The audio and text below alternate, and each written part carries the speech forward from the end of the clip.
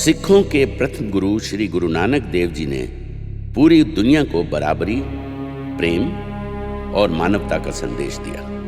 वो हर धर्म को समान समझते थे, पर इसके विपरीत तुर्क और मुगल हमलावर खुद को सर्वश्रेष्ठ समझते थे। वो दोनों हाथों से मुल्क को लूट रहे थे और तलवार को मजहब की जबान बना पूरे हिंदुस्तान पर अपना परचम फहराना चाहते थे। बेरोक टोक, लूटमार और मार काट के इस दौर में धर्म परिवर्तन से घबराकर कश्मीरी पंडित गुरु तेग बहादुर के पास मदद मांगने पहुंचे। तब 8 साल की छोटी उम्र में ही गुरु गोविंद सिंह ने कश्मीरी पंडितों के पक्ष में आवाज उठाकर अपने गुरु पिता को इस जुल्म के खिलाफ लड़ने की प्रार्थना की। पिता गुरु तेग बहादुर ने जुल्म का सामना किया और जब मानव अधिकार शब्द भी ईजाद नहीं हुआ था, कश्मीरी पंडितों की रक्षा के लिए अपना जीवन बलिदान कर दिया। शीश कटा दिया पर झुकाया नहीं। पर इसके बाद भी धर्म परिवर्तन का ये जुल्म थमा नहीं। दशमेश पिता की जवानी के साथ साथ ही इस जुल्म के खिलाफ लड़ने का जज्बा भी जवान हो गया। उन्होंने अपने विचारों से अज्ञान के अंधकार को और अपनी तलवार से अन्याय को मिटाने का फैसला लिया। श्री अनंतपुर साहब में खालसा पंथ की स्थापना की और पूरी मुगलिया हुकूमत को झंझोड़ के रख दिया।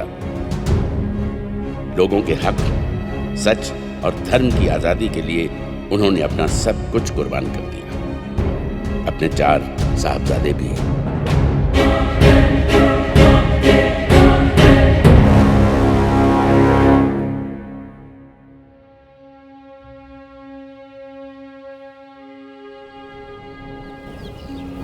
श्री अनंतपुर साहब एक और उछाले मारता दरिया सतलुज और दूसरी तरफ आसमानी रंग में खुला सरसा नदी का पानी।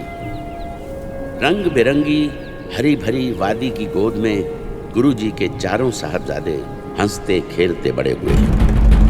वो नगाड़े की चोट पर खुली हवा में उड़ते और लोग देखते रह जाते।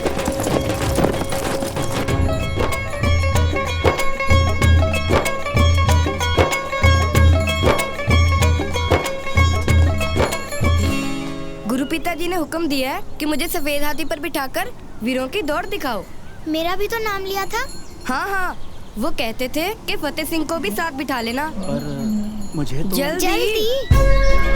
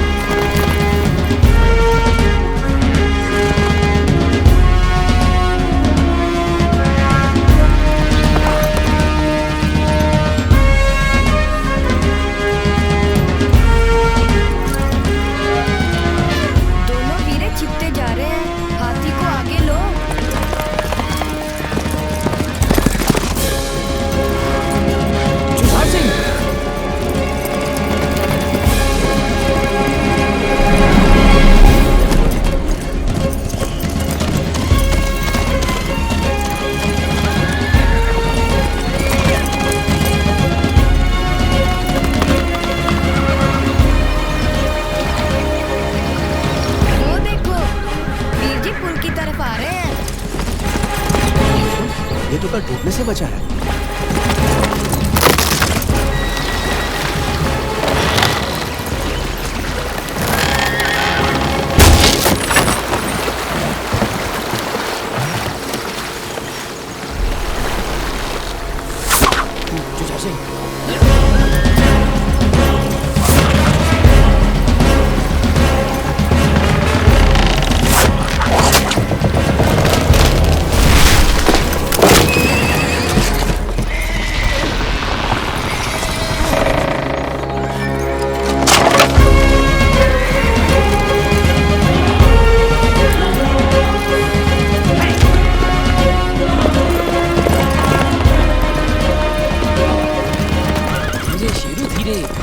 छोटे वीर से आगे नहीं निकलना।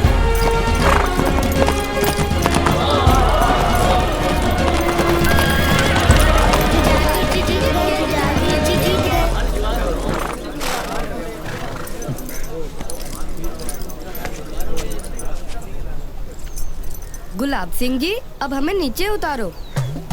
ये हुक्म तो गुरु साहब ने मुझे नहीं दिया था। घुड़सवारी अच्छी कर लेते हो। एक ब्राह्मण फरियाद लेकर आया है। गुरु साहब ने आप जी को बुलाया है।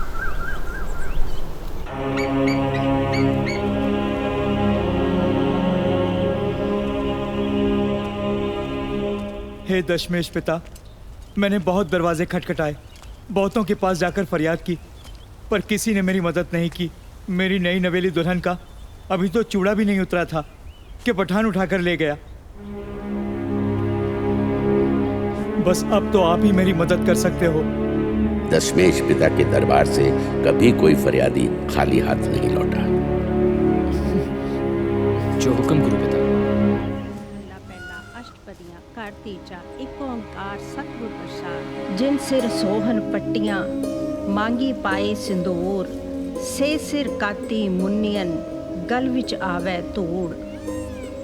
हमारे मुल्क पर हुए बाबर के हमले का श्री गुरु नानक देव जी ने अपनी बानी में बताया है कि कैसे सुहागनों के सिंदूर मिट्टी में मिल गए। जिनके सर पर सुंदर पट्टियां थी, कैसी उनकी बुरी हालत हो गई। लोगों के दर्द को अपने दिल में समोकर गुरु साहब ने बाबर को कहा था कि इतना कुछ देखकर भी तैंकी दर्द ना आया। दादी माँ, इतना जालिम था बाबर? उसके राज में लोग इतने दुखी थे? ये जो दिल्ली के तख्त पर बैठा है, इसके राज में कौन सा कोई सुखी है? वीर जी, आप औरंगजेब की बात कर रहे हो ना? हाँ, उसी पत्थर दिल इंसान की। जुल्म करना तो जिसकी आदत बन चुकी है। जालिमों के जुल्मों के बारे तो तुम काफी जानते हो। दादी माँ जो गुरबानी सिखाती है, वो भी तुम्हें याद है या नहीं? बानी तो सहज होती है गुरु माता, अपने आप कंठस्थ हो जाती है। हाँ गुरु माता, सुनो फिर। आद गुरु नमे, जुगाद गुरु नमे, सत गुरु नमे, श्री गुरुदेवे नमे। ये दोनों तो सही उतरे हैं जुझार सिंह। और तुम्हारी संस्कृत और फारसी की पढ़ाई कैसी चल रही है? गुरु माता, अब हम संस्कृत और फारसी बोलने ही नहीं, लिखने भी जानते हैं। गुरु माँ, वीर जी तो अब घोड़े की लगाम अच्छी तरह खींच लेते हैं। अच्छा, अब तो मैदान जंग में चमकने वाली तलवार आपके बेटे के हाथों में खिलेगी। क्या सोचने लगी गुरु माँ? बेटा, शस्त्र धारण करके युद्ध में जाने से पहले जैसे तुम्हारा बड़ा भाई सोना गबरू जवान लगता है, तू भी वैसा ही लगा करेगा ना? गुरु माँ, आपके आशीर्वाद के बिना भला मैं मैदान जंग में कैसे जाऊंगा? तब खुद ही देख लेना। परमात्मा तुझे तेरे वीर की तरह शस्त्र विद्या में निपुणता बख्शे। तेरा कदका कैसा चल रहा है? ओह गुरु माँ, ये हमेशा मुझे अपनी बातों में लगा लेते हैं। दादी माता। हाँ, जाओ।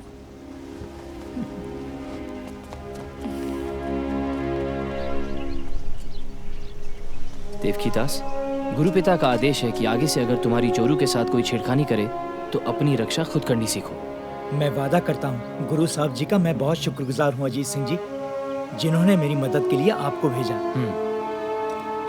वाहिगुरु जी का खालसा, वाहिगुरु जी की फतेह।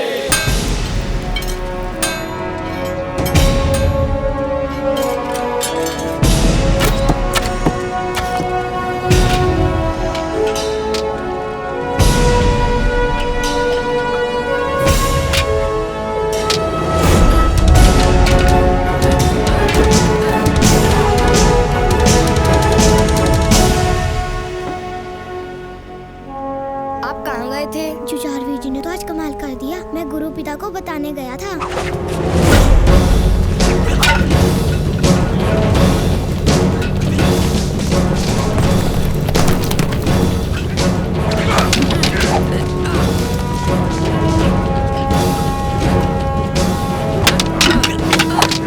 अजीत सिंह, जुझार सिंह तो आज पता नहीं क्या खा कर आया है।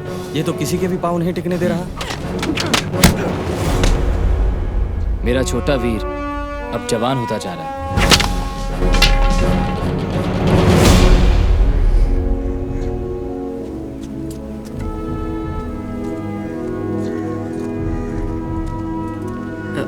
वीर जी, मेरी तलवारबाजी शुरू करवाओ। उस्ताद जी भी यही महसूस करते हैं। जुझार सिंह के शरीर में अब काफी फुर्ती है।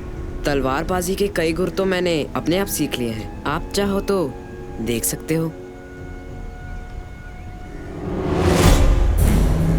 अच्छा जी। मेहर सिंह जी,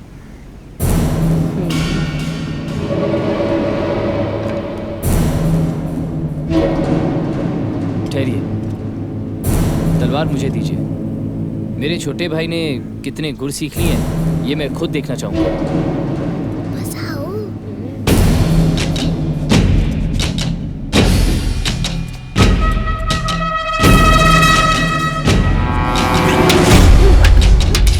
तो ऐसा लगता है वीर जी कि मैं मैदाने जंग में दुश्मन के हाथ पकड़ी तलवार को गिरा सकता हूँ।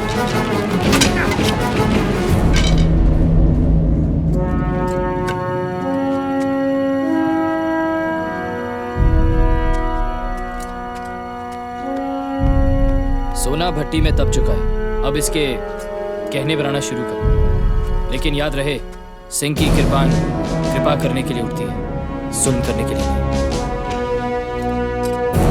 वीर जी, अब आप गतका जल्दी जल्दी सीखना, तभी मेरी बारी जल्दी आएगी। जाओ वीर जी, मैं नहीं बोलता आपके साथ। हमने मेरी तरफ की बात नहीं की जो जारवीर जी का साथ दिया। कैसे भाई? उनकी शिकायत पर आप गुदगुदी करने लगे। मेरे मिर्चों वाले हाथ अपनी आंखों को लगाकर तो देखो पानी निकलता है या नहीं। वीर जी, फतेह सिंह का दिमाग बहुत चलता है। हम इसे बाकी सेवकों की तरह संस्कृत पढ़ने काशी भेजेंगे। नहीं वीर जी, मैं आप सबको छोड़ के कहीं नहीं जाऊंगा। ठीक है, फिर नहीं जाना तो संगत की सेवा करनी पड़ेगी, भाई कन्हैया से भी बढ़कर। वीर जी, एक बार आप भाई कन्हैया जी के बारे में सुनाते सुनाते रुक गए थे, क्या बात थी वो? मैं बताता हूँ वीर जी। एक बार एक सिंह ने आकर शिकायत की, गुरुजी, युद्ध के बाद भाई कन्हैया जी जख्मी तुर्कों को भी पानी पिलाते हैं। भाई कन्हैया ने फिर कहा, गुरुजी, आपके सिंह शस्त्र चलाकर दुश्मन मारते हैं और मैं उनको पानी पिलाकर दुश्मन ही मारता हूँ। गुरु पिता ने मुस्कुरा कर कहा, कन्हैया, अब से मरम पट्टी भी साथ लेकर जाया कर।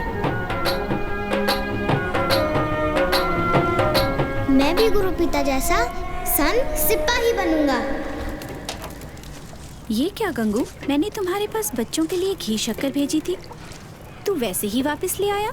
मैं क्या करता माता जी, आपके चारों लाल तो अंदर से दरवाजा बंद करके बैठे हैं। कहते हैं शाम तक हमें कोई ना बुलाए। ये जब भी चारों इकट्ठे होते हैं नया ही रंग ले आते हैं। माता जी, आपको पता है इस बार ये क्या करना चाहते हैं? कल मेरे पोते दरबार में उस आत्मा रूपी परमात्मा के बारे में गुणगान करेंगे, जिसके आने से धरती का अंधेरा छटा और रोशनी हो गई। वाहे गुरु वाहे गुरु वाहे गुरु वाहे गुरु वाहे गुरु वाहे सतगुरु नानक परगटिया मिट तुंद जग जानन हुआ। वाहे गुरु वाहे गुरु वाहे गुरु वाहे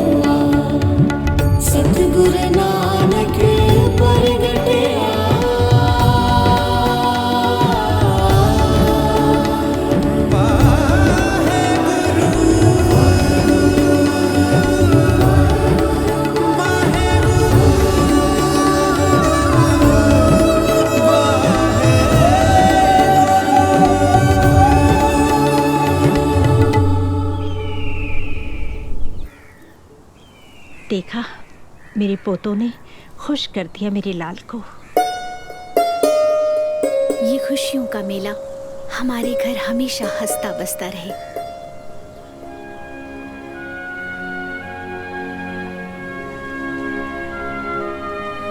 पर ये रौनकें बहुत दिनों तक नहीं रही। मुगलिया सल्तनत लोगों को जबरदस्ती धर्म बदलने के लिए कहती थी और दशमेश पिता का सजाया खालसा पंथ उसका विरोध करता था। इसलिए हर धर्म और हर जाति के लोग गुरुजी के साथ जुड़ते हैं और फक्र महसूस करते हैं। उनकी बढ़ती ताकत मुगलिया हुकूमत और पहाड़ी राजाओं की परेशानी का सबब बनती जा रही थी। सूबा सरहंद वजीर खान को शरद ऋतु में पसीने आ रहे थे। उसको कुछ समझ नहीं आ रहा था कि वो क्या करे। हम गुरु और उसके सिंगों से कई लड़ाइयां हार चुके हैं। 1 लाख फौज दिल्ली से और मंगवाकर इनका सफाया करवाइए। ऐसा नहीं हो सकता कि सांप भी मर जाए और लाठी भी ना टूटे। एक आदमी की मौत के साथ खालसा पंथ की कमर भी टूट जाएगी। मैं समझ गया हुजूर, लेकिन उस गुरु के साथ टक्कर कौन लेगा? मुगलिया सल्तनत का सबसे ताकतवर सूरमा पेंडे खान।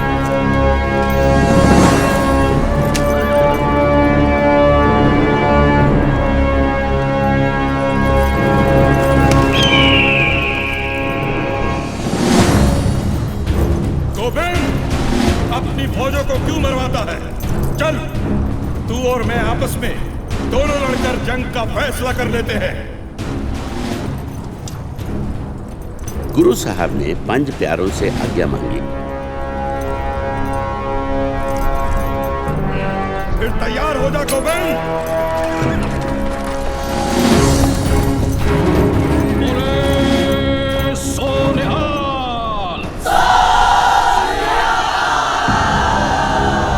और कर गोविंद। गुरु साहब ने कहा, खालसा कभी पहले वार नहीं करता। ललकारा तूने है पेंडे खान, वार मैं कैसे कर सकता हूँ? नहीं, पहला वार तू कर गोविंद। गुरु साहब ने कहा, सोच ले पेंडे खान, अगर वार करने की तमन्ना दिल में ही रह गई तो फिर क्या करेगा? तो फिर बचा अपने आप को। देखो दीना बेग साहब, पेंडे खान का तीर खालसा पंथ की कमर तोड़ने के लिए तैयार है।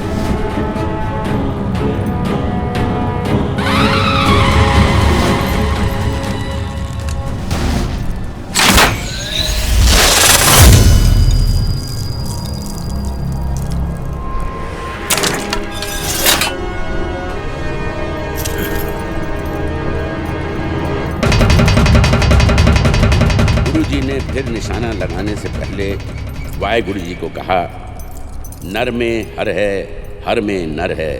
हे निरंकार, हर इंसान में तू आप है, पर इस वक्त मेरे तीर के सामने किसी का अहंकार है। पेंडे खान की खबर सुन वजीर खान तिलमिला उठा। उसकी नजर फिर पहाड़ी राजाओं पर पड़ी। वजीर खान ने पैगाम भेजा है कि गोविंद की ताकत को खत्म करने के लिए हम उसके साथ हाथ मिला लें। उस जालिम के साथ हमें कोई समझौता नहीं करना चाहिए, खास तौर पर गोविंद के खिलाफ।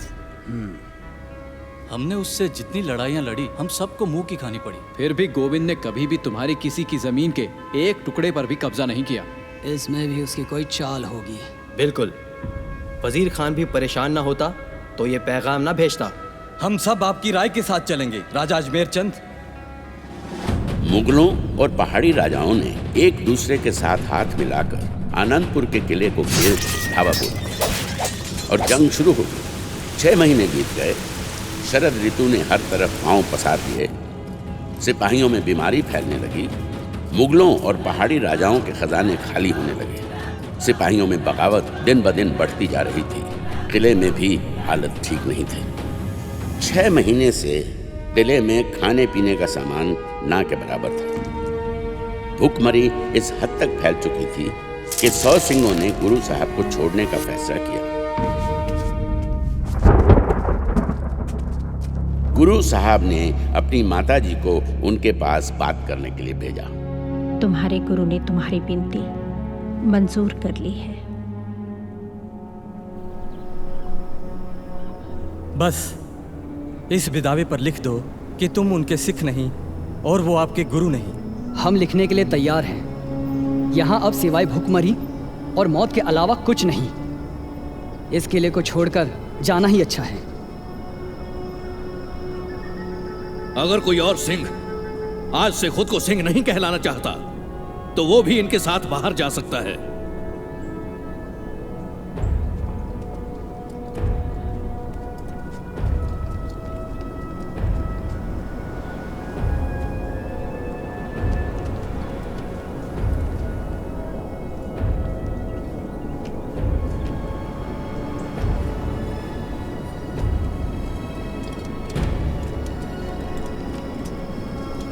सौ सिंह छोड़कर जाना चाहते थे पर सिर्फ 40 ही गए। बाकियों के जमीर ने आज्ञा नहीं दी। सिपे सालार, वो सिंह जा रहे हैं। रुक जाओ, लगता है डर कर भाग रहे हैं। जाने दो। सही सोचा जनाब। इससे पहले कि हमारी फौजें घेरा तोड़ दें, बस ऐसे ही ये किला खाली हो जाए।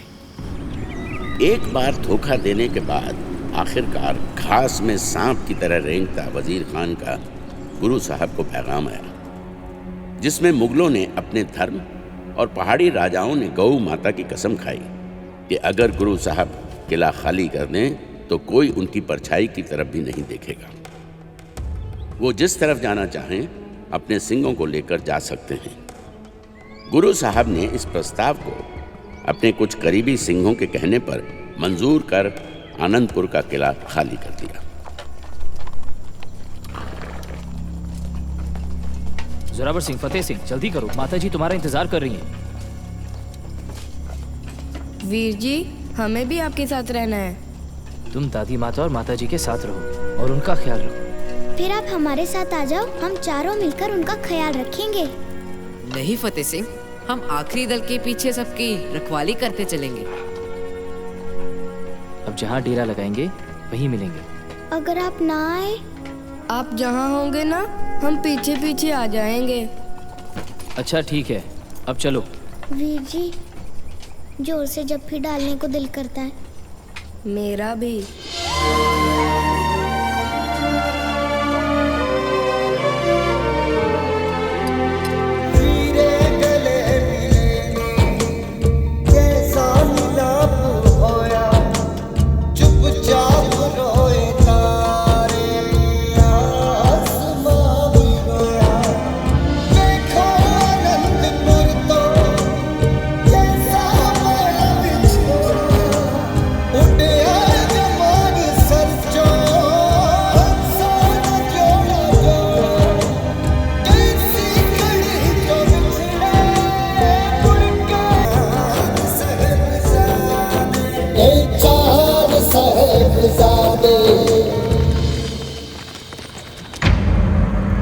खान साहब, समझौते मुताबिक गुरु और उनके सिंहों ने शांतिपूर्वक किला खाली कर दिया। मुझे किले की ईंटें सर पर मारनी है। मुझे तो अपना शिकार गोविंद किले से बाहर चाहिए था। इच्छा तो पूरी हो गई, अब सोच क्या रहे हैं खान साहब? हम ये नहीं कर सकते। हमने अपने धर्म और इन्होंने अपनी गौ माता की कसम खाई है। कसम?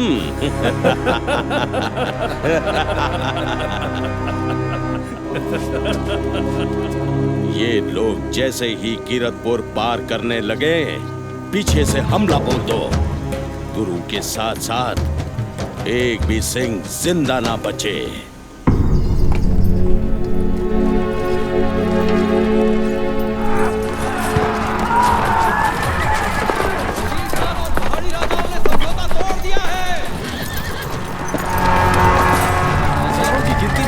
हमारा पीछा कर रही है। कोई परवाह नहीं, हम मोर्चा संभालते हैं। पर मोर्चा कहाँ संभालें अजीत सिंह जी? हम सैकड़ों में और दुश्मन हजारों। वो सामने दो पहाड़ियों से हजारों की गिनती में दुश्मन वहां से एक साथ नहीं निकल सकते। आओ। साथ संगत जी, गुरु साहब का आदेश है कि अमृत वेले को देखते हुए आशा दीवार दे दीवान सजाए जान।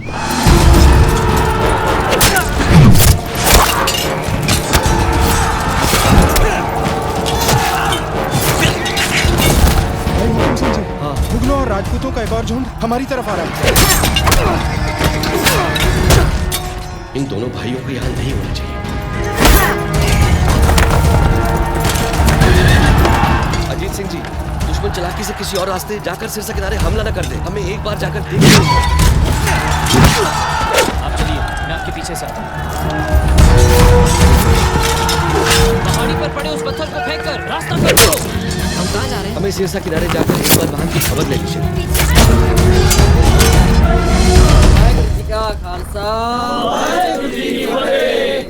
भाई दया सिंह जी, हमारे आधे से ज्यादा सिंह शहीद हो चुके हैं। आपके साथ औरतें और बच्चे हैं। सिरसा का पानी चढ़ता जा रहा है। आप इनको नदी पार करवाना शुरू करो और अजीत सिंह जी को। अजीत सिंह जी नहीं आए, उनको इस जंग से बाहर लाना होगा।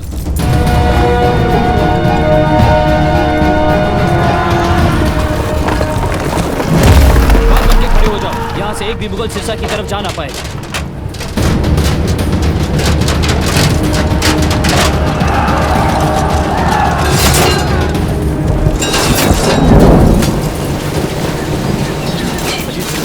सिरसा नदी का पानी चढ़ता जा रहा है। गुरु पिता ने आपको वहां बुलाया है। जी।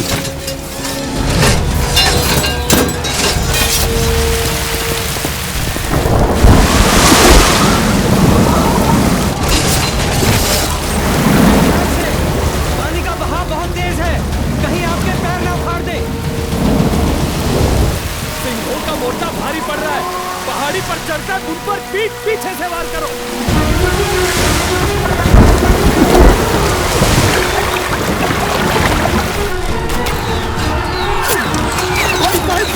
पीछे से वार हुआ है।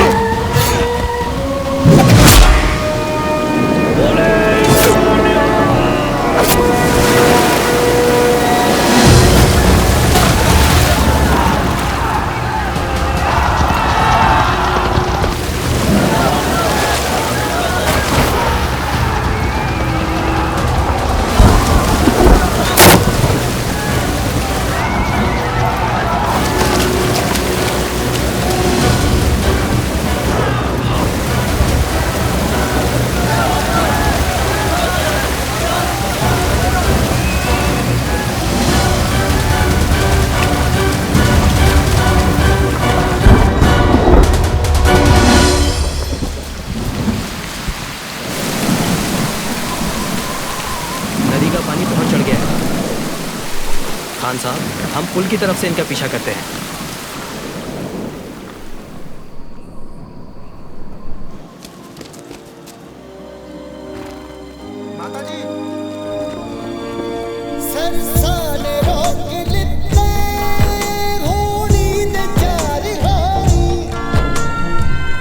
हम दूर तक देख कर आए हैं माता सुंदरी जी, कोई दिखाई नहीं दिया। भाई मनी सिंह जी, हमें दिल्ली की ओर चल देना चाहिए।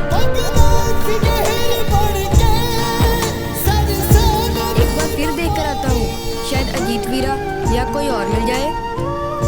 यहाँ रुकना खतरे से खाली नहीं है माता जी, चलिए निकल चलते हैं। चलो बच्चों, गंगू ठीक कहता है, जैसे वाहिगुरु की मर्जी।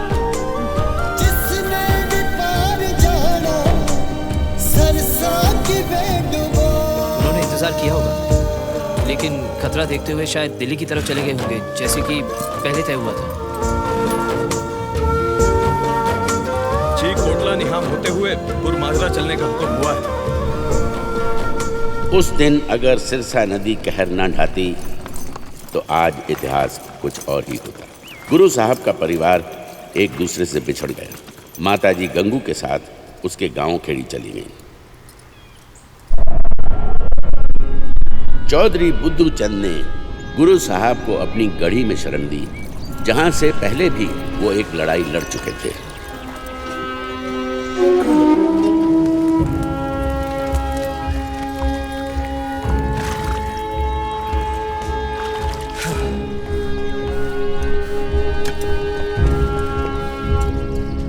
गढ़ी काफी ऊंची जगह पर बनी हुई है। इसके 4 दरवाजे हैं। इन 3 दरवाजों से दुश्मन का आना जाना मुश्किल ही नहीं, असंभव है। केवल इस बड़े दरवाजे से आया जाया जा सकता है। इसके बाहर झाड़ियां और पहाड़ियां हैं। गढ़ी के हर तरफ हमारी नजर रहनी चाहिए। पर इस दरवाजे की ओर खास तौर से नजर रखनी पड़ेगी, क्योंकि दुश्मन अगर हमला करेगा तो इस तरफ से ही करेगा। हिम्मत सिंह जी, गढ़ी के चारों दरवाजे पर पहरेदार तो लगा दिए हैं, पर साधन फिर भी सीमित है। लेकिन हौसले तो बुलंद हैं। सुनकर खुशी हुई। अच्छा हुआ कि रास्ते में और हथियार ले लिए। बिल्कुल सही। आओ गुरु पिताजी के पास चलते हैं। हम लोगों को यहाँ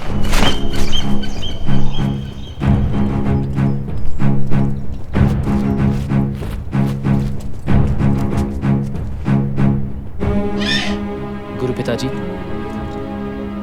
गढ़ी के चारों तरफ पहरेदार लगा दिए गए हैं। दशमेश पिताजी, आपके हुक्म अनुसार जख्मी सिंहों का इलाज चल रहा है। हम गढ़ी के आसपास कड़ी नजर रखेंगे। मुगल फौज यहाँ किसी भी वक्त पहुंच सकती है।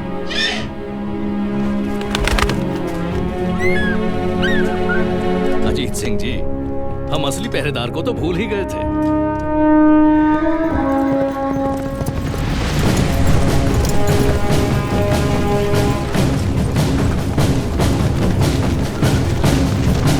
चमकौर के बाशिंदों, सुनो।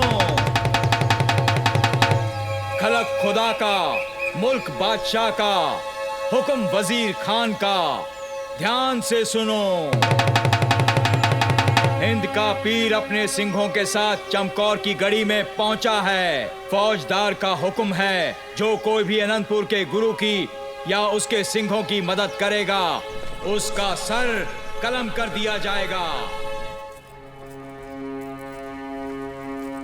बेटा, ये चूरमा तो मैंने तुम्हारे लिए बनाया था। तुम इसे लेके कहाँ जा रहे हो?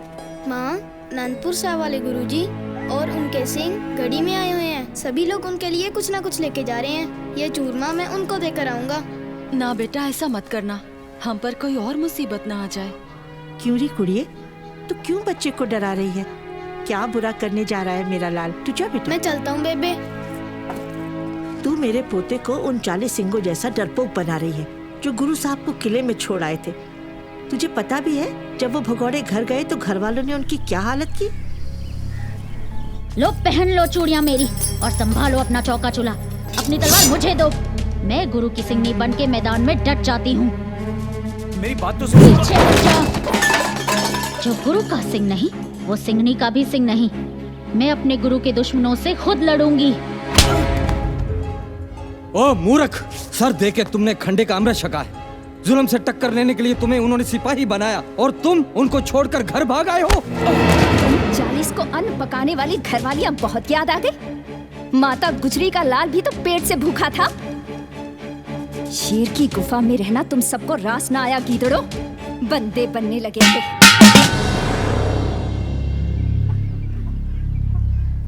माफ करना माँ जी, बेटे के मोह ने मुझे कमजोर बना दिया और मैं सिंगनी होने का फर्ज भूल बैठी। इससे पहले कि इस पहरेदार की आवाज मेरे जैसे किसी और माँ को डराए। सुनो सुनो सुनो, चमकौर के बाशिंदों, सुनो। खलक खुदा का, मुल्क बादशाह का।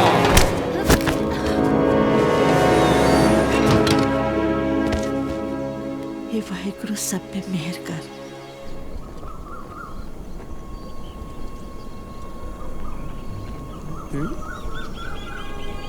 भाग सिंह जी, वो देखो, 2 बच्चे झाड़ियों में छिपते हुए गढ़ी की तरफ आ रहे हैं। चलो देखते हैं।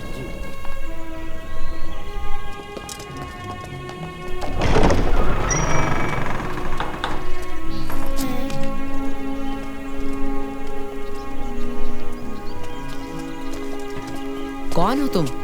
हमने सुना है कि अनंतपुर साहब वाले गुरुजी फिर से गढ़ी में आए हुए हैं और मैं उनके लिए चूरमा लेकर आया हूँ। मैं घी शिकर।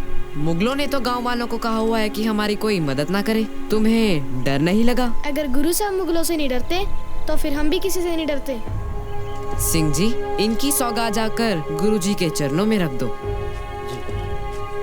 ये कौन है? ये गुरु साहब के छोटे साहबजादे हैं। अच्छा, हमें भी अपने छोटे भाई समझकर अपनी सेना में भर्ती कर लो।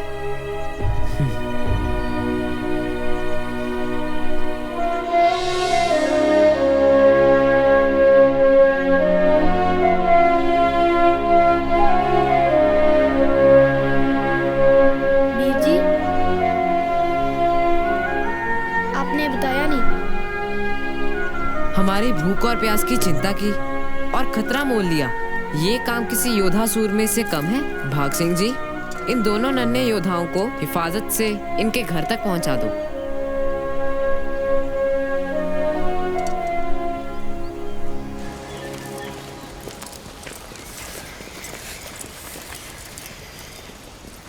बस माता जी, कुछ आधा कोस और होगा। लो, आ गए। कुम्मा, ओ कुम्मा!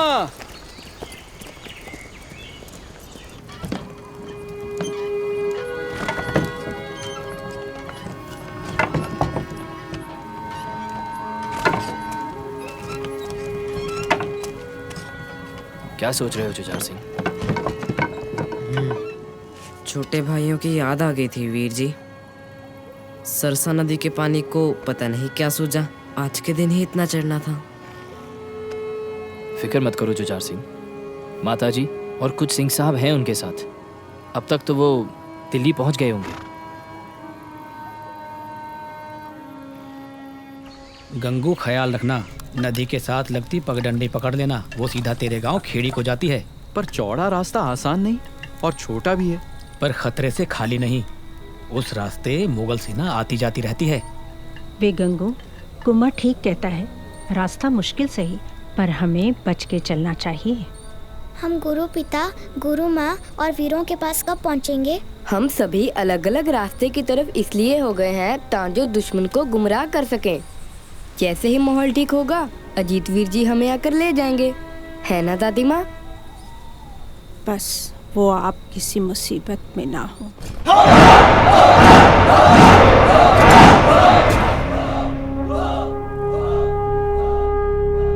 सुबह सरहंग! मान सिंह जी, गिनती में मुगल फौज कितनी होगी? यही कोई 10 लाख के करीब। 42 के सामने 10 लाख? सिंहों के जोश से कितना डरती है मुगल फौज। वाह जुझार सिंह वाह, माँ पर तीर, पिता पर घोड़ा, ज्यादा नहीं तो थोड़ा थोड़ा, पर तुम तो थोड़े से भी कहीं आगे निकल गए। 1.25 लाख से 1 लड़ाऊं, तबे गोविंद सिंह नाम कहाऊं। अब बताएंगे दुश्मनों को कि एक सिंह 1.25 लाख के बराबर कैसे होता है। बोले सोनिहाल!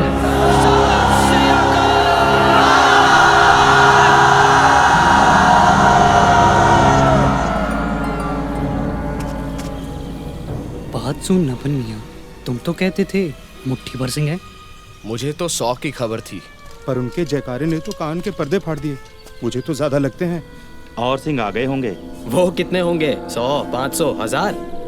हम लाखों में हैं। मैं जनाब वजीर खान के साथ मशवरा करके आता हूँ। जा। तुम जाओ, मैं तो इतना जानता हूँ कि इनमें से कल एक भी नहीं बचेगा। गुरु साहब जानते थे उस रात को भला कैसे सोते। सोचते हुए गुरु आराम करती हुई फौजों में आए, सोए हुए बच्चों के जैसे खुद पिता आए।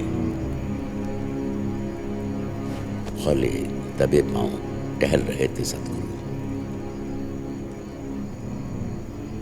भक्ति से मुरीदों की बहल रहे थे सतगुरु। देखते हर एक को गुरु दीदारे तरसे।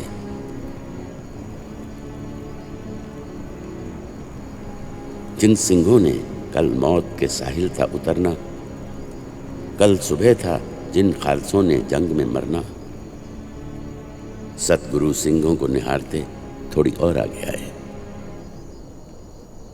साहबजादे जहां दोनों ही सोए हुए पाए, जिगर के टुकड़ों से हुआ जबकि गुजरना मुश्किल हुआ, इस जगह से कदम आगे को धरना। सोचते थे कल दोनों ही परवान चढ़ेंगे, पर खुरदार मेरे सचखंड में तुम चैन करोगे।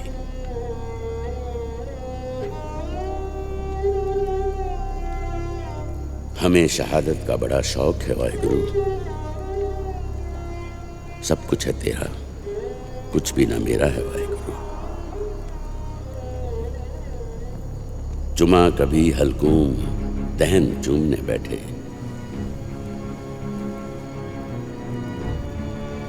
जैसे धरती पर सोए तो कमल चूमने बैठे।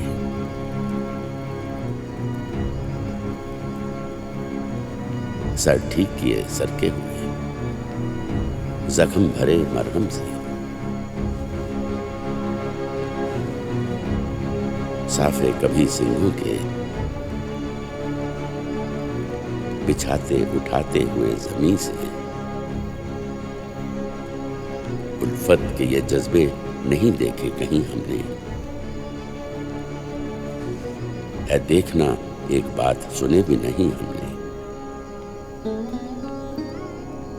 करतार की सौगंध है, नानक की कसम है, जितनी भी हो गुरु गोविंद की तारीफ वो कम है।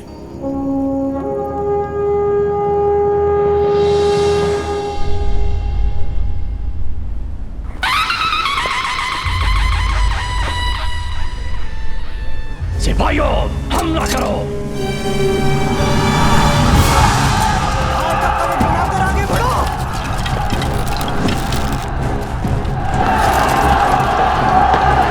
तीर मारो। तीरों की बौछार लगातार करो ताकि गड़ी से सिंह बाहर ना आ सके और हमारे आदमी गड़ी तक पहुंच जाए। हमला करो।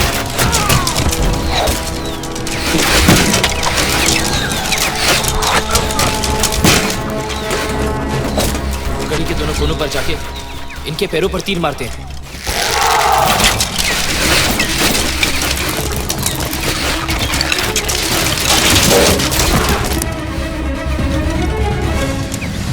रुक जाओ, तीर ना चलाओ, हमारे अपने आदमियों को लगेंगे।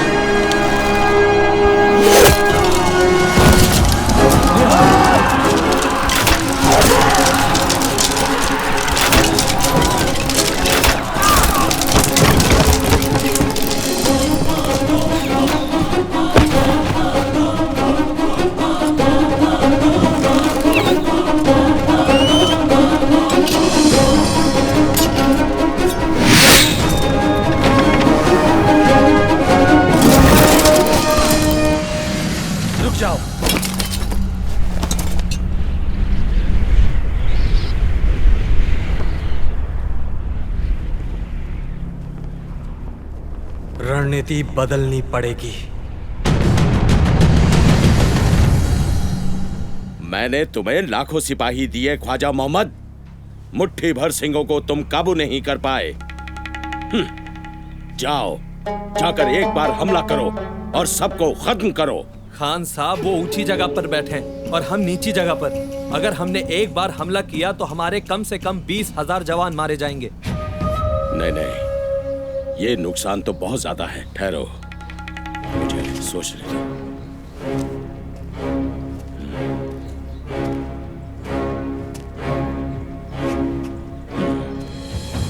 ऐसा करो, उनकी तीरों की मार से तुम सब 10 गज दूर रहो।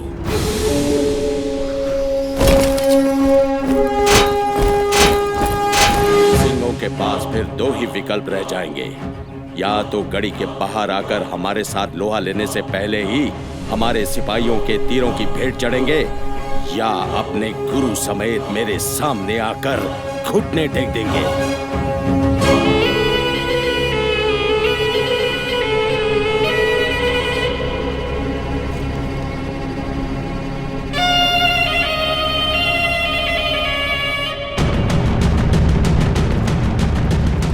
समय आ गया है शहीदी पाने का। मुगल गड़ी को घेर कर बैठ गए हैं। उनको पता है कि हमारे पास खाने पीने का सामान सीमित है। गुरु साहब का हुक्म है, हमें गड़ी से बाहर जाकर लड़ना होगा। ठीक है, हम एक बार जाकर हल्ला बोल देते हैं। कम से कम सैकड़ों को धरती पर लिटा देंगे। हम सैकड़ों नहीं, हजारों को मारेंगे, लेकिन जैसे गुरु पिता का हुक्म है कि 5-5 सिंहों का जत्था मुगलों से युद्ध करने के लिए कड़ी से बाहर जाएगा। हम उनको इतना नुकसान पहुंचाएंगे जितना उन्होंने सपने में भी नहीं सोचा होगा।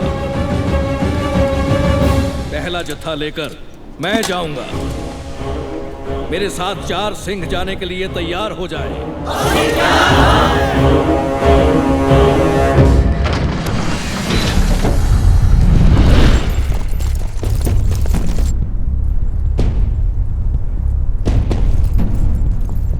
धीरे, धुंध का फायदा उठाकर दुश्मन तक पहुंचना है।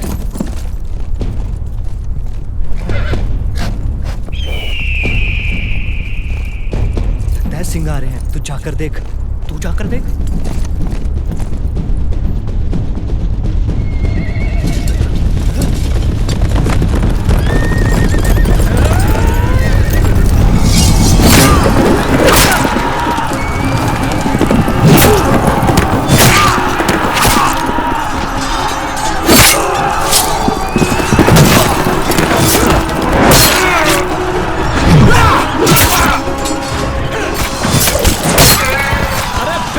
आपस में क्यों लड़ रहे हो?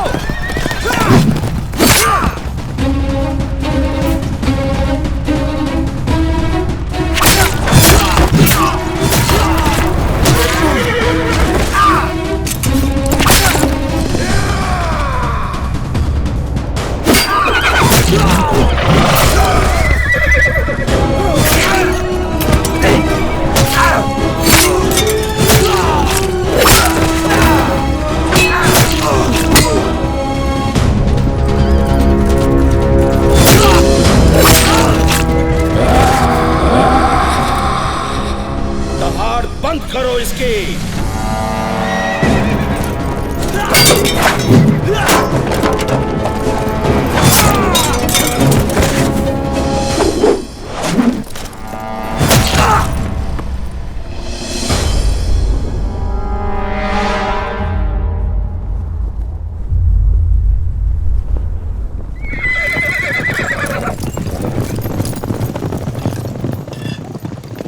इसी घर की खबर है जी। कोई है?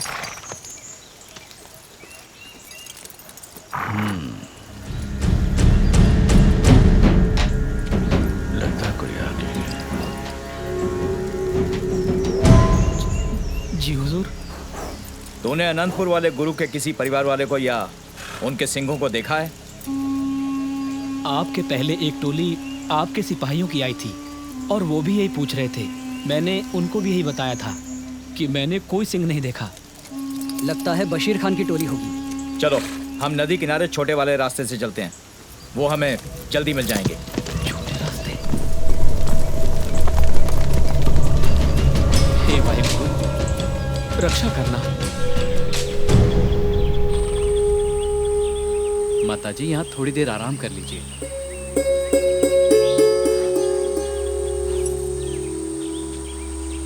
फतेह सिंह, तो क्या सोच रहा है फतेह सिंह?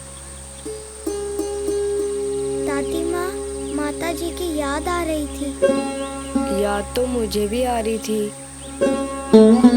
पर माता जी के साथ अजीत वीरा, जुझार वीरा और गुरु पिता तो होंगे ना दादी माँ? हाँ पुत्र, शायद। दादी माँ, माता जी भी हमें याद करते होंगे ना? क्या हुआ माता जी? आप फिक्र मत कीजिए माता जी, आपके लाल जहाँ भी होंगे खुश होंगे। चौकड़ी एक दूसरे के बिना नहीं रह सकती। हे वाहिगुरु, सुख रखना। भाई दया सिंह जी 3 जत्थे गढ़ी के बाहर जा चुके हैं। अब अगला जत्था मैं लेकर जाऊंगा। बस अरदास करने के बाद गुरु पिता का आशीर्वाद लेकर आता हूँ। हेलो जी सिंह जी, आप इस युद्ध में नहीं जा सकते। क्यों नहीं जा सकता? आपकी कुर्बानी से पंथ को कभी ना पूरा होने वाला घाटा होगा। मुझे शहीद हुए सिंहों से अलग करके ना देखो भाई दया सिंह जी। खालसा पंथ रिश्तों का मोहताज नहीं। मैं अपने गुरु पिता को अच्छी तरह जानता हूँ। वो मुझे जंग में भेजने के लिए अपने हाथों से गढ़ी का दरवाजा खोल देंगे। अजीत सिंह अपनी जिद पर अड़े हुए हैं। अब तो बस गुरु साहिब ही रोक सकते हैं।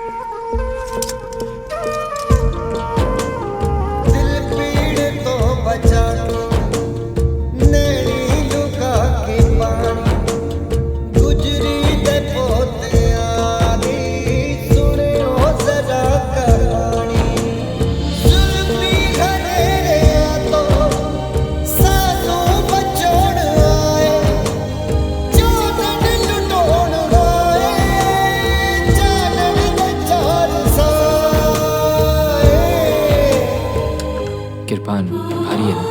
हाँ, इसलिए मैं गुरु पिताजी की बड़ी नहीं छोटी तलवार लेके जाऊंगा।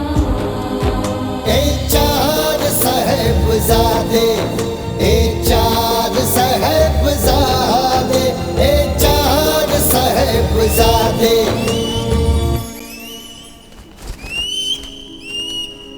गुरु साहब जी, हमने आपके पास एक फरियाद की थी,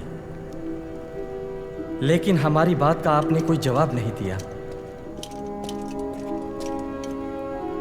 गुरु पिता, मैं युद्ध में जाने के लिए तैयार हूँ। अजीत सिंह जी, आप... नाम मेरा अजीत है, जीता नहीं जाऊंगा। जीता गया अगर तो जिंदा नहीं आऊंगा। मुझे आशीर्वाद दीजिए गुरु पिता। दशमेश पिता ने अजीत सिंह को जंग में भेजकर साबित कर दिया कि माता गुजरी के लाल को लोगों के सर मांगने का ही शौक नहीं, जरूरत पड़े तो कौम की खातिर अपने बेटे का सर भी दे सकते हैं। देशवा पर मोहे है शुभ कर्मंते कभू न डरूं, न डरूं और सोच अब जाए लड़ूं, निश्चय कर अपनी जीत करूं।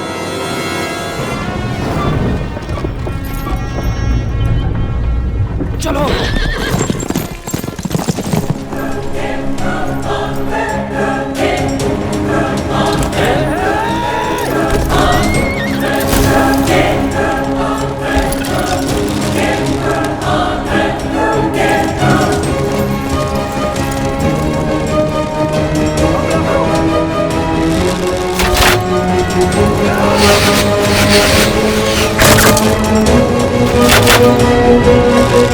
Thank you.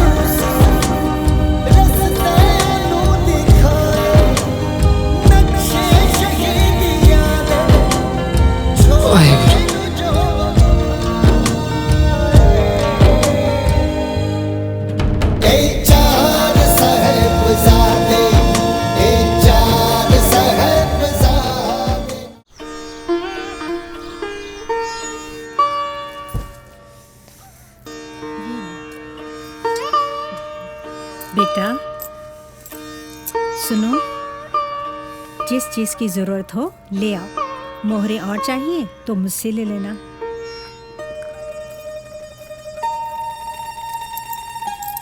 रख बेटा। माता जी, यहाँ भी तो सब कुछ आपका ही है ना, ये तकलीफ मत कीजिए, मैं रोटी बनाती हूँ।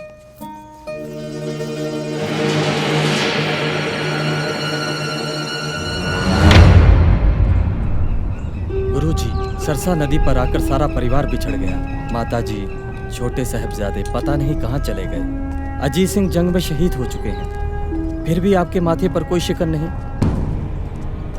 दुनिया जीने के तरीके ढूंढती है, आपका हौसला सिंहों को शहीद होने का जोश दिलाता है। बस अब तो बाबा जुझार सिंह पर ही आस है कि ये बड़े होकर पंथ की बागडोर संभालें।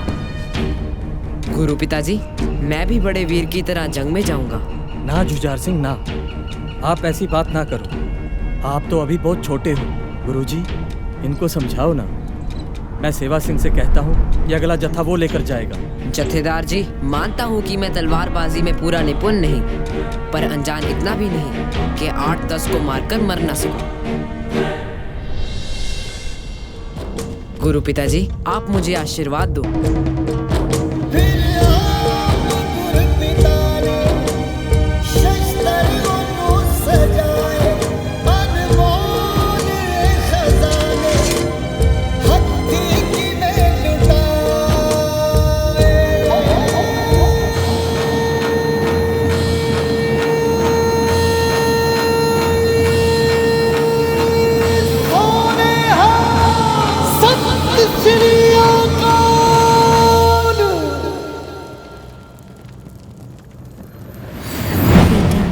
शस्त्र धारण करके युद्ध में जाने से पहले जैसे तुम्हारा बड़ा भाई सोना गबरू जवान लगता है, तू भी वैसा ही लगा करेगा। आपके आशीर्वाद के बिना भला मैं मैदान जंग में कैसे जाऊंगा, तब खुद ही देख लेना।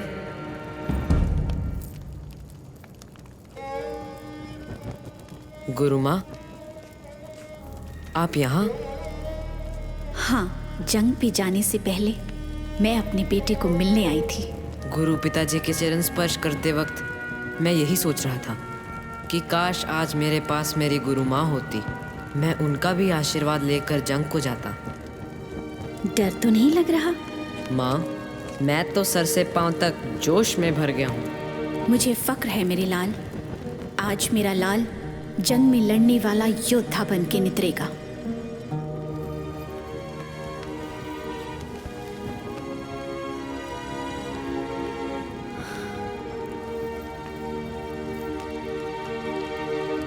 माँ, आपकी आंखों में आंसू?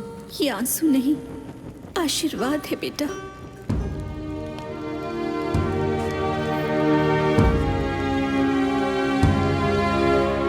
जिव जिव हुकुम तिवे तिवकार, नानक साची की साची कार।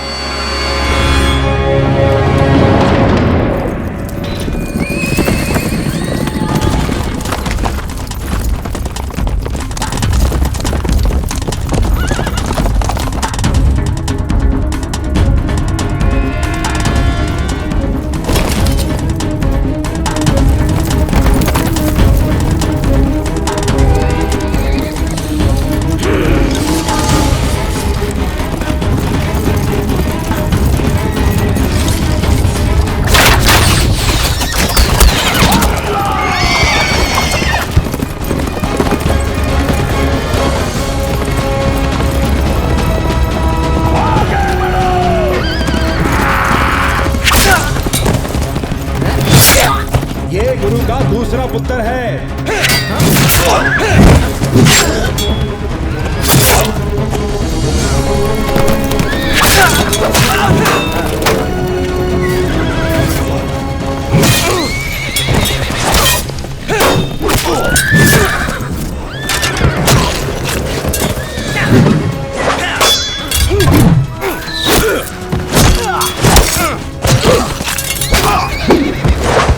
आओ गत्का खेलें। दूध के दांत अभी टूटे नहीं और सुरमाओं से लड़ने आ गया है। बहुतों का शिकार कर चुका हूँ और 20 का भी और करूँगा।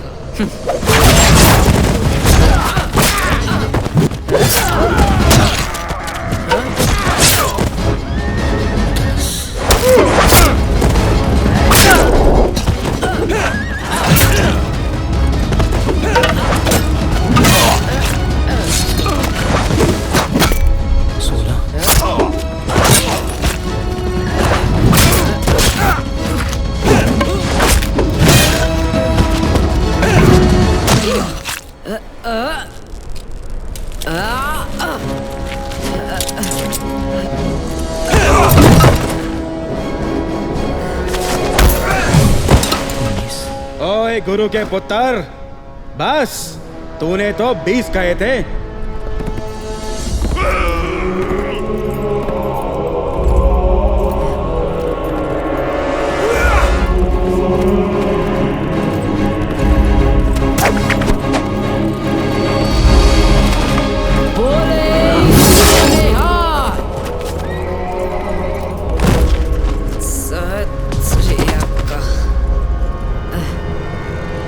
चलो।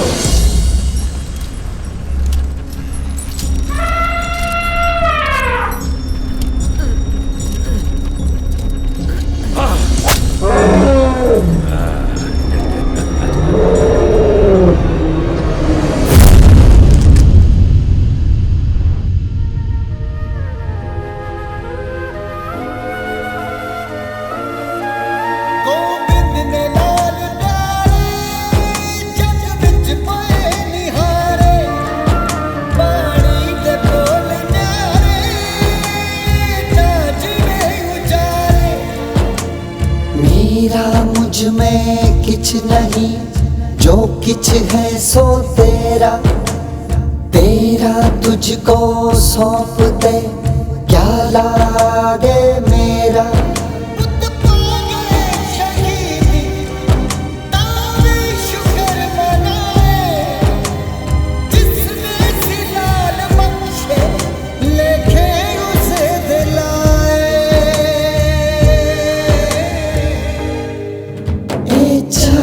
साहेबजादे, ए चार साहेबजादे।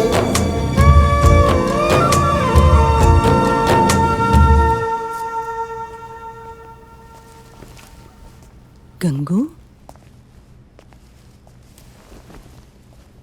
गंगू,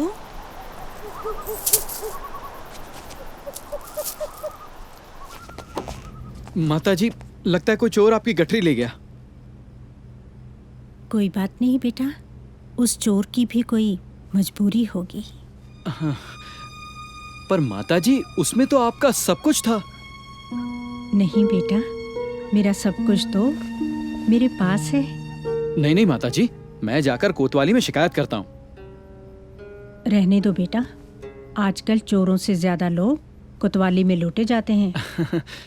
जैसे बोलो माताजी। कोतवाल आया तो मेरा खजाना ही ले जाएगा। सही कहा था सिंगों ने, बंद मुट्ठी खुले हाथ की सारी उंगलियां तोड़ देती है। इनके गुरु में जरूर कोई रूहानी ताकत है। कोई रूहानी ताकत नहीं हैदर मियाँ, मैदान जंग में फतेह जिगर वालों की होती है। वजीर खान को कहो अपने बच्चों को जंग में भेजकर दिखाए।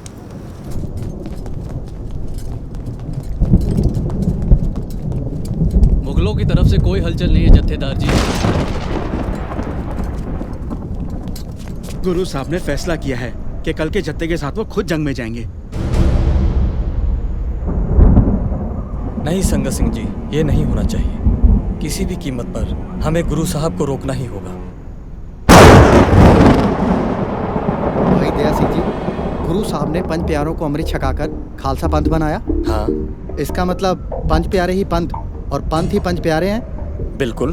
बस फिर हम सब गुरु साहब के पास जाकर विनती करते हैं कि गुरु जी, आप हो तो पंथ है और हमारे सिखों के लिए पंथ ही सब कुछ है। खालसा ही गुरु और गुरु ही खालसा है।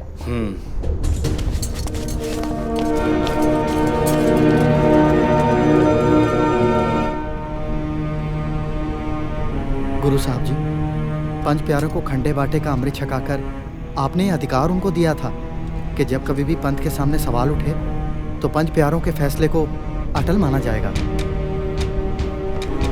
हम पंच प्यारे आपके बनाए खालसा पंथ की लोकतांत्रिक नीति को बरकरार रखते हुए कौम के हित के लिए अपने गुरु से विनती करते हैं कि वो गड़ी छोड़कर चले जाएं।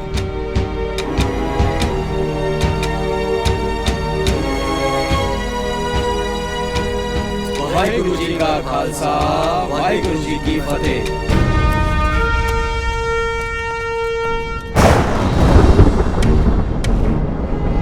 उस रात गुरु साहब अपने किसी सिंह को अपनी पोशाक पहनाकर गढ़ी से एक आम आदमी की तरह निकले। उनके साथ भाई दया सिंह, धर्म सिंह और भाई मान सिंह थे। लेकिन जाते जाते भी योद्धा की तरह दुश्मनों को ललकारते हुए गए। ताली ठोक कर कहा, हिंद का पीर जा रहा है, कोई रोक सकता है तो रोक ले। ये सुनकर मुगलों में भगदड़ मच गई। तूफान के कारण मशालें बुझ गई। कौन है उधर? उधर से आवाज आई, सुनो। अरे कुछ दिखाई नहीं दे रहा है, इसे सुनाई भी नहीं दे रहा है। घनी काली रात थी, किसी को समझ में नहीं आ रहा था कि क्या हुआ। मैंने शायद ठीक सुना है, फौजदार को जाकर कहता हूँ। अगली सुबह चमकौर साहब में घमासान युद्ध हुआ। जिस सिंह ने गुरु साहब की पोशाक पहनी थी, उसको देखकर फौजदार को लगा उसने गुरु साहब को मार दिया। वजीर खान खुशी से नाच उठा। ओए मूर्खो, ये गुरु नहीं कोई और है।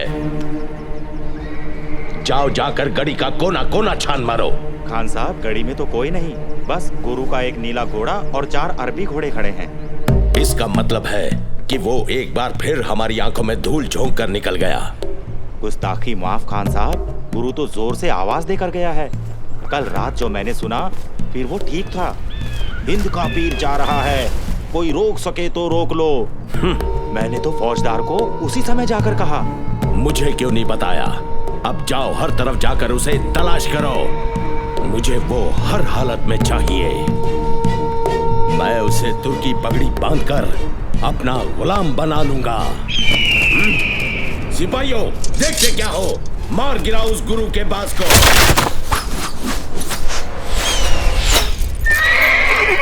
आपकी इज्जत पर हाथ डाला है जनाब, छोड़ेंगे नहीं।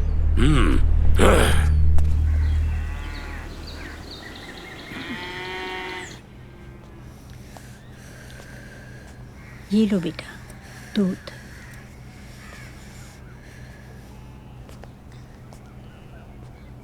दादी माता, गंगू अजीत वीरे को संदेश पहुंचा के आ गया। तू भी अपने दादाजी की तरह बात को भूलता नहीं। दादी माँ, आज मैं सपने में दादाजी को मिला। दादाजी को? हाँ, वो दिल्ली चांदनी चौक में रहते हैं। उन्होंने वहाँ बहुत बड़ा महल बनाया है। हाँ, और महल का रंग सफेद है। हाँ, सफेद ही है। गल सुनो, तुम दोनों ने एक ही सपना कैसे देख लिया? ये छोटू शैतान है माँ, इसने छिपकर मेरे सपने को देखा होगा। दादी माँ, पहले मैंने बताया ना आपको, इन्होंने छिपकर मेरा सपना देखा है। चल बता, वहाँ और कौन कौन था? अजीत वीर जी और जुझार वीर जी। हाँ, ये बिल्कुल ठीक कहता है माँ जी। अजीत वीर जी और जुझार वीर जी भी वहीं रहते हैं। जुझार वीर जी ने तो कत्का छोड़ दिया और आजकल वो तलवारबाजी सीखते हैं। हाँ दादी माँ, और अजीत वीर जी ने मुझे कहा कि सरहंद के इलाके में कुछ दीवारें बहुत पुरानी हैं, बाबर से भी पहले की। तुम और फतेह सिंह ध्यान से खेला करो, कहीं कोई दीवार तुम दोनों पर ना गिर पड़े। ना पुत्र, शुभ शुभ बोला करो। इस तरह के बुरे अल्फाज नहीं जुबान से निकाला करते। हे वाहिगुरु, सुख रखें।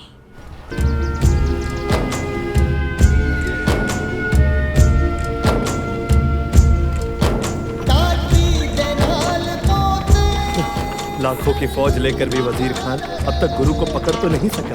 अब बच्चों और औरतों पे जुल्म करने वाला सुरमा नहीं, शैतान कहलाता है। और ये काम हमारे हाथों हो रहा है। बेहतर होता कि हुक्मरान गुरु की तलाश में हमें भी चमकोर बुला लेते।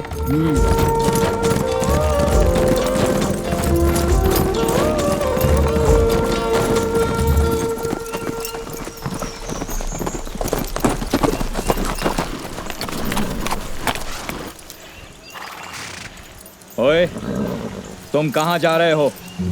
अगले गांव किसी को मिलने जा रही हूँ। क्या नाम है तुम्हारा? भागो, बीबी भागो। तुम में से किसी ने अनंतपुर वाले गुरु को देखा? हाँ, दिन रात देखती हूँ। अभी अभी देखा। कहाँ? तू भी अपनी आंखें बंद करके ध्यान लगा, तुझे भी गुरु साहब दिखेंगे। ओए सिखड़िए, तुझे ये तलवार दिखाई देती है? अगर कुछ पता है तो बता, हमें उसे गिरफ्तार करने का हुक्म हुआ है। पहले 2 गज तो छलांग मार ले, फिर 6 गज भी मार लेना। क्या मतलब है तेरा? पहले गुरु के सिंगनी को तो पकड़ कर दिखा, फिर गुरु को भी पकड़ लेना।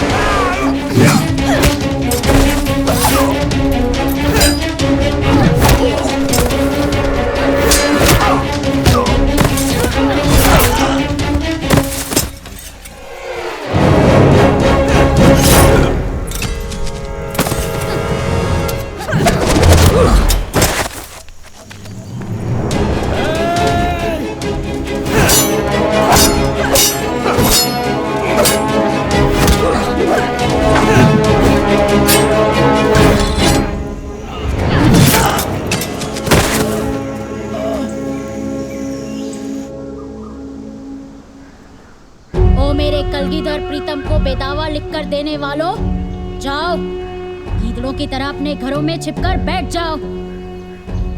जिन सिंघनियों ने बलवान शेरों को जन्म दिया है, वो पबक मारकर जालिमों के भी सीने चीर सकती हैं। बोले सो निहाल।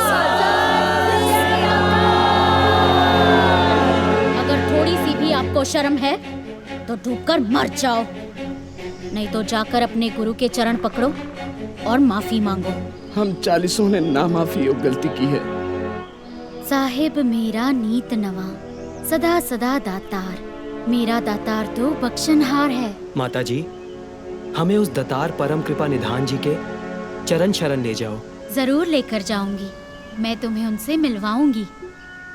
दिल जब अंतर्ध्यान होकर अपनी आंखों से देखता है तो मुझे अपने गुरु के साक्षात दर्शन होते हैं। हमारी उनसे मुलाकात जल्द होगी।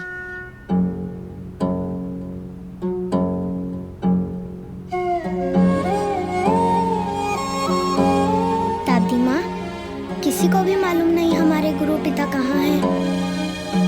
नहीं बेटा, मेरा गोविंद मेरे पोतों के सवालों में और अपनी माँ के ख्यालों में पता नहीं कहाँ गुम होकर रह गया। मित्र प्यारे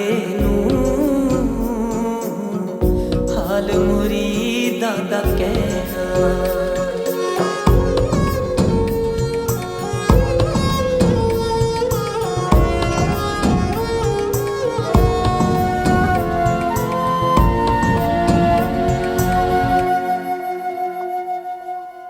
तुद बिन रोग रजाइयां दा ओढ़न, नाग निवासां दे रहना, नाग निवासां दे रहना। मित्र प्यारे हाल मुरीदां दा कहना।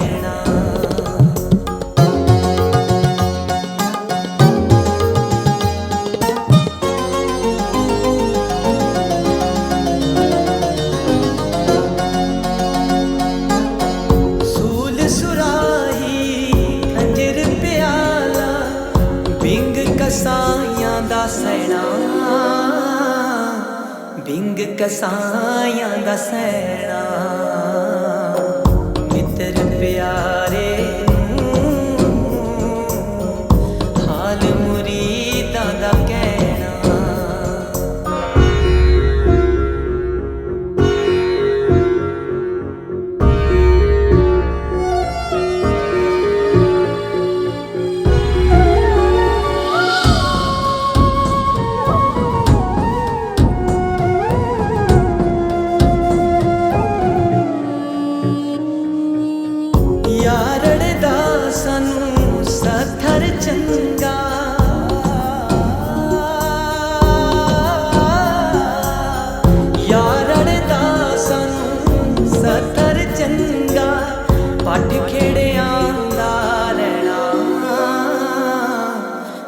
खिड़ियां दा रहना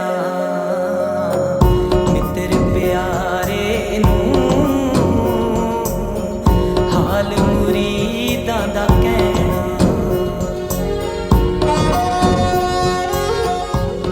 गुरु साहब के पास पहुंचकर तीनों सिंहों ने निरंकार का शुक्रिया अदा किया। गुरु साहब की फटी पोशाक और जख्मी पैर देखकर उनकी खुशी मायूसी में बदल गई। बोल मिर्जा। जनाब, गुरु की माँ और उसके बच्चों को कहाँ ठहराना है? ये दिल्ली से आए शाही मेहमान है जो पूछता है कहाँ ठहराना है। जाओ, इनको ठंडे बुर्ज में कैद कर दो। माफ करना जनाब, बुर्ज की सर्द हवाओं से तो अच्छे भले आदमी के भी हाथ पांव नीले हो जाते हैं। तुमने शायद सुना नहीं, सिंह कहते हैं कि उनका खून गर्म होता है, फिर उनको भला ठंड कैसे लगेगी। और ऊपर से ये हिंद के पीर का कुटुंब है, इनको किसी चीज की कमी नहीं, इसलिए तू इनको कुछ नहीं देगा। कोई बिस्तर नहीं, पानी नहीं, रोटी का टुकड़ा भी नहीं।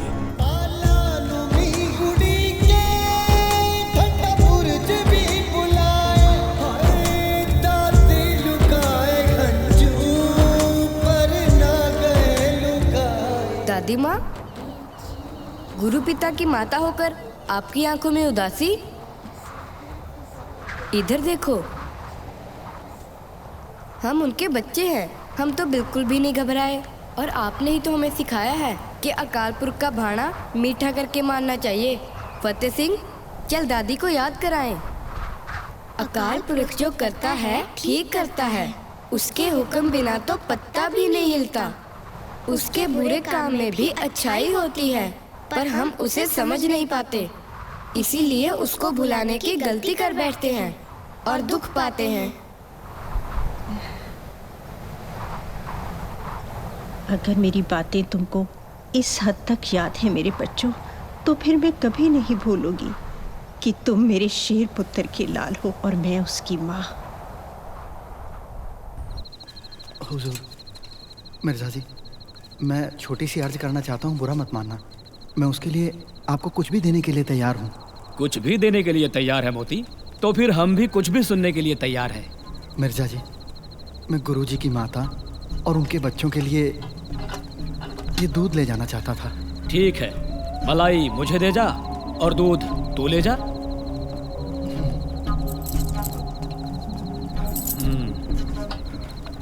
ओए मोती रुक, इस मलाई का मक्खन कैसे बनेगा? चल वापिस। खान साहब, आज मेरे पास यही है, कल मैं अपनी घरवाली के सारे गहने ले आऊंगा। चल गहने ले आएगा। हाँ। वो तो आज के हिसाब में गिने जाएंगे, कल के हिसाब में क्या देगा? कुछ तो करूंगा ही। कल गहने याद से ले आना, जा। हे वाहेगुरु, माता जी और बच्चों की सेवा देने का तेरा लाख लाख शुक्र है। माता जी, आपके और बच्चों के लिए दूध लेकर आया हूँ। मोती की ये छोटी सी सेवा कबूल कर लो। हाँ।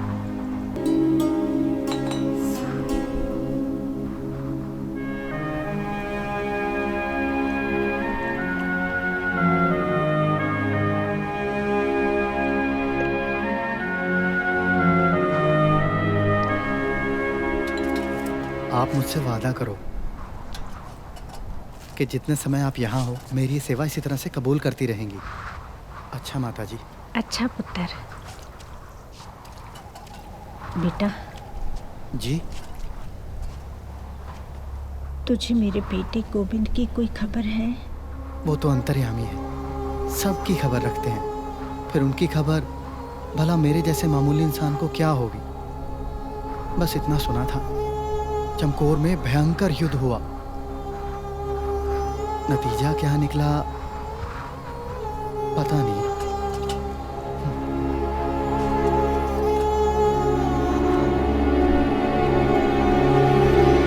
माताजी, एक बात समझ में नहीं आई। कौन सी बात?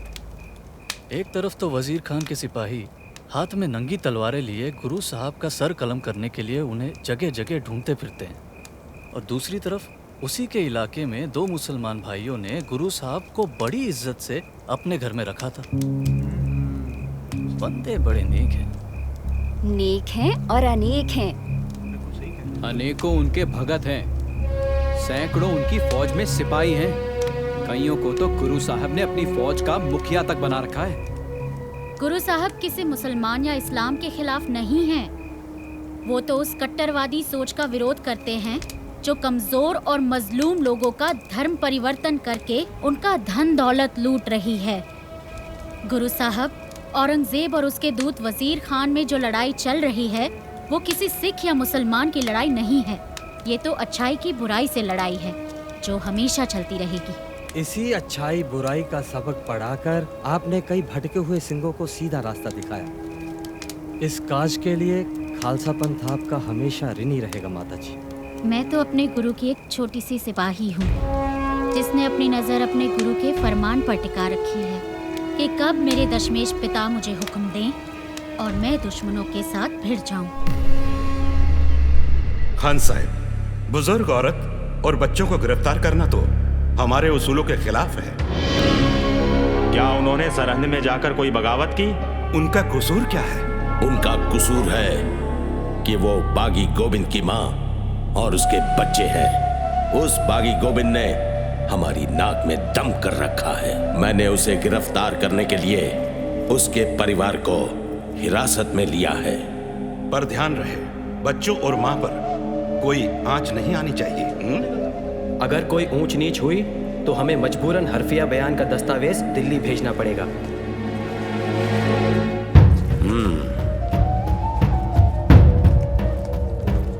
काजी साहब, कुछ करो। पर मेरे हाथों में कुछ तो दीजिए। बाकी उनका बाप है, बच्चे तो नहीं, जो मैं उनकी सजाए मौत का फतवा आपके हाथों में रख दूं। ये मौका हाथ से नहीं जाना चाहिए। एक ही तरीका है, ना आपको फतवा लेने की जरूरत पड़ेगी और ना ही मुझे देने की। क्या? और आप गोविंद से भी अपना बदला ले पाएंगे। वो कैसे? अगर बच्चों से हमारा धर्म कबूल करवा लिया जाए तो। जब उसकी औलाद ही हमारा धर्म कबूल कर लेगी तो उस गुरु के लिए इससे बड़ी कोई और हार हो नहीं सकती। लेकिन मैं अपने बच्चों के साथ क्यों नहीं जा सकती? बेकार की जिद मत करो माताजी। हमें तो जैसा हुक्म मिला हम वैसा ही कर रहे हैं। चलो चलो, तुम क्यों वक्त बर्बाद कर रहे हो? बच्चों को लेकर चलो।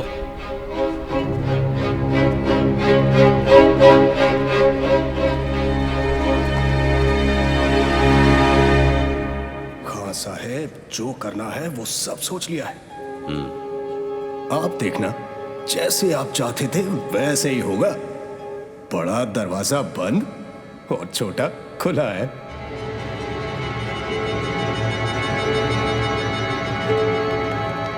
सिपाही बच्चों को लेकर यहाँ आ रहे हैं। हमारे सिपाही सर झुकाकर दरबार में आएंगे। बच्चे भी उनकी नकल करेंगे। हिंद के पीर के बच्चे सुबह इस सरहद नवाब वजीर खां के सामने आते ही सर झुकाएंगे।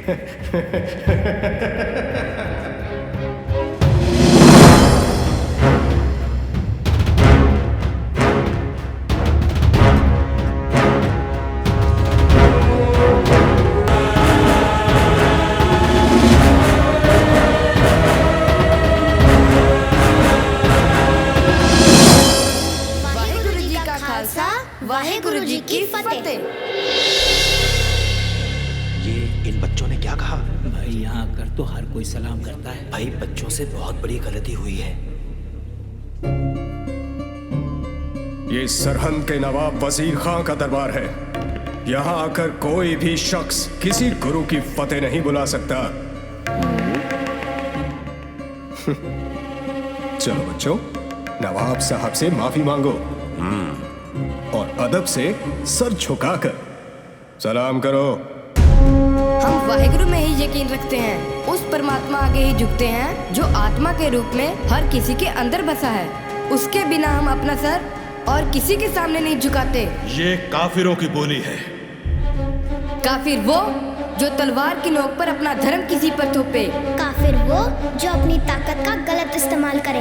जो ईमान का पक्का वही सच्चा मुसलमान। जिसके दिल में दगा वो काफिर बेईमान। और छह लफ्जों में हमें बेईमान कह रहे हो? अब हमें हमारे धर्म की शिक्षा दोगे? हमें तो हमारे सिख धर्म का पता है काजी साहब। हमारा धर्म किसी को गुलाम नहीं बनाता। हमारे गुरु पिता ने हमें यही सिखाया है। बच्चों, तुम्हारे गुरु पिता को गिरफ्तार करने के लिए मेरे सिपाही चारों दिशाओं में फैल चुके हैं। जैसे रोशनी को कोई कैद नहीं कर सकता, वैसे ही गुरु पिता को पकड़ने वाला सूरमा अभी पैदा नहीं हुआ। वो चमक है उनके चेहरे पर कि लोग अपनी मर्जी से उनको झुककर सलाम करते हैं।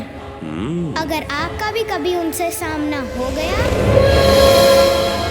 तो आपका सर भी अपने आप उनके आगे झुक जाएगा। क्या हुआ खान साहब? गुरु पिता के दर्शन हुए लगते हैं। खामोश!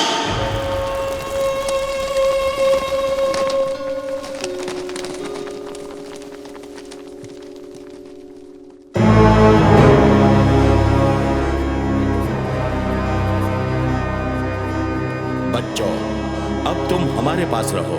मैं वादा करता हूं कि तुम्हारी हर जरूरत पूरी की जाएगी। वैसे भी अब तुम जाओगे कहां? शायद तुम्हें पता नहीं कि अनंतपुर उजड़ चुका है। तुम्हारे पिता को हमने पकड़ लेना है। तुम्हारे दोनों बड़े भाई अजीत और जुझार चमकौर की लड़ाई में मारे जा चुके हैं। आपका क्या यकीन करना, आपकी तो नीयत ही ठीक नहीं है खान साहब। बिना किसी जुर्म हमें बुर्ज में कैद किया हुआ है। हाँ साहब, बिल्कुल ठीक कह रहे हैं बच्चों। इनका धर्म कबूल करो, नहीं तो अपने भाइयों की तरह मारे जाओगे। हमारे धर्म ने हमें मरना पहले सिखाया है, इसलिए हमें मौत का डरावा मत दो। बच्चों, मौत की नहीं, जिंदगी की बात करो। तुम जो चाहोगे वही मिलेगा।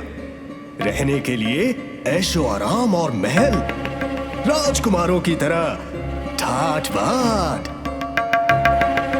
और अगर मैं कुछ भूल रहा हूँ तो तुम मुझे याद करवा देना। हा? याद दिलाता हूँ,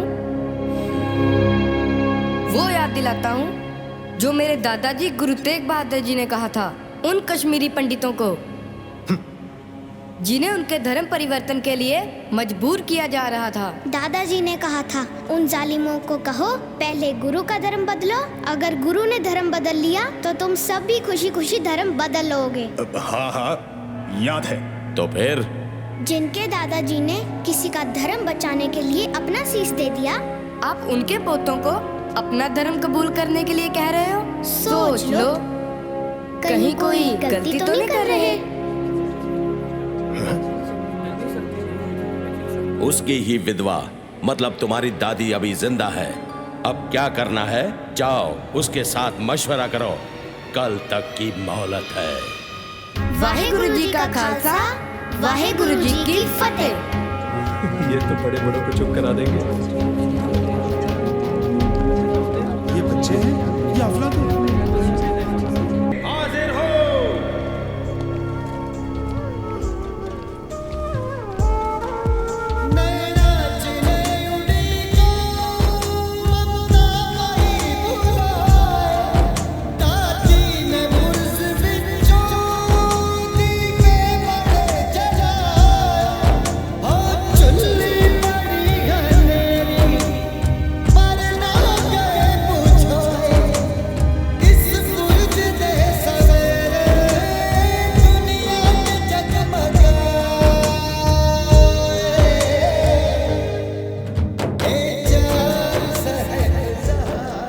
ये कोई मामूली बच्चे नहीं हैं।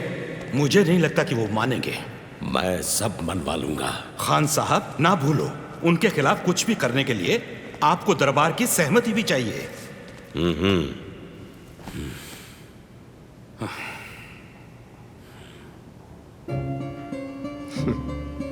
जनाब, मेरी सोच की तारीफ करना। कल आप दरबार में नवाब मलेर कोटला को बुलाएं। क्या कहा? उसका भाई खाजर खान सिंघों की झड़प में रोपर के पास मारा गया था और उसके दूसरे भाई निहार खान को सिंघों के गुरु ने अपने हाथों से चमकौर की लड़ाई में मारा था। ये हमने पहले क्यों नहीं सोचा? मेरा काम तो उसी ने ही कर देना है। अरे भाग्यवान, माता और बच्चों के लिए दूध लोटे में डाल दिया। थोड़ा और कर लेने दो। मैंने आज खजूर और इलायची भी डाले हैं। आपने छीकू में रखे गहने उठा लिए? चुप क्यों हो? क्या बात है? गहने तो मिर्जा ने कल के हिसाब में जोड़ रखे हैं, आज क्या दूं? आप उसे ये घर दे दो, हम सराह में जाकर गुजारा कर लेंगे। लेकिन भगवान के लिए इस दूध की सेवा में कोई विघ्न न पड़ने दो। बेटा, बच्चों के लिए तेरे दिल में प्यार देखकर मैं रब से दुआ करूंगी कि वाहिगुरु तुम्हारी सेवा का जरूर फल दे। आज दरबार में क्या हुआ? होना क्या था दादी माँ, हमको हमारे दादाजी की कुर्बानी याद थी, वो भूल चुके थे। डराने के लिए हमें ये भी कह रहे थे कि हमारे दोनों बड़े वीर चमकौर की लड़ाई में मारे जा चुके हैं। बस इतना सुना था, चमकौर में भयंकर युद्ध हुआ, नतीजा क्या निकला पता नहीं। दादी माँ? हाँ हाँ बच्चों, तुम ठीक कहते हो।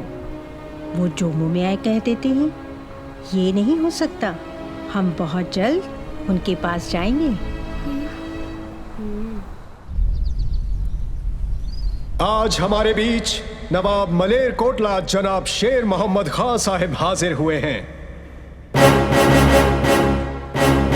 जिनके एक नहीं दो भाइयों का इनके पिता गोविंद ने बड़ी बेरहमी से कत्ल किया।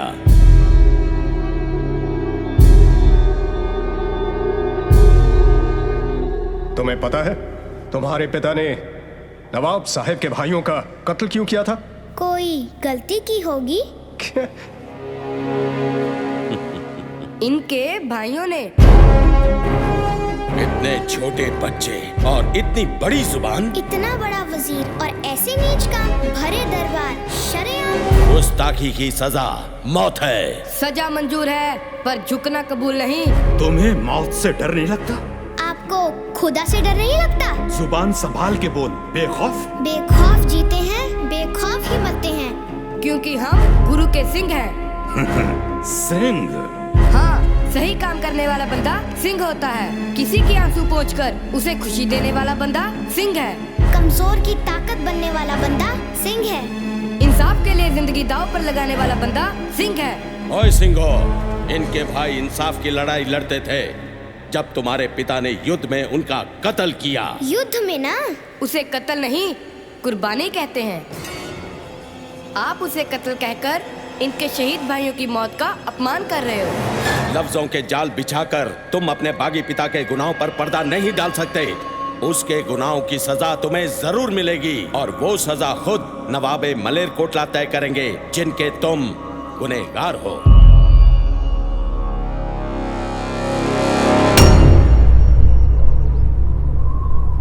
फरमाइए नवाब साहब, आप कौन सी सजा देना चाहोगे अपने इन दुश्मनों को? मैं गोविंद से अपने भाइयों की मौत का बदला लेना चाहता हूं और वो मैं जरूर लूंगा, पर मैदाने जंग में ये मेरे गुनाहगार नहीं हैं। औरतों और बच्चों से बदला नहीं लिया जाता। मैं चाहता हूं इंसानियत के नाते गोविंद की मां और उसके बच्चों को रिहा कर दिया जाए।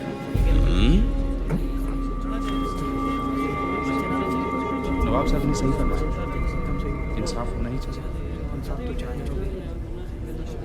नवाब साहब, आपने आज साबित कर दिया कि एक अच्छा इंसान ही सच्चा मुसलमान हो सकता है।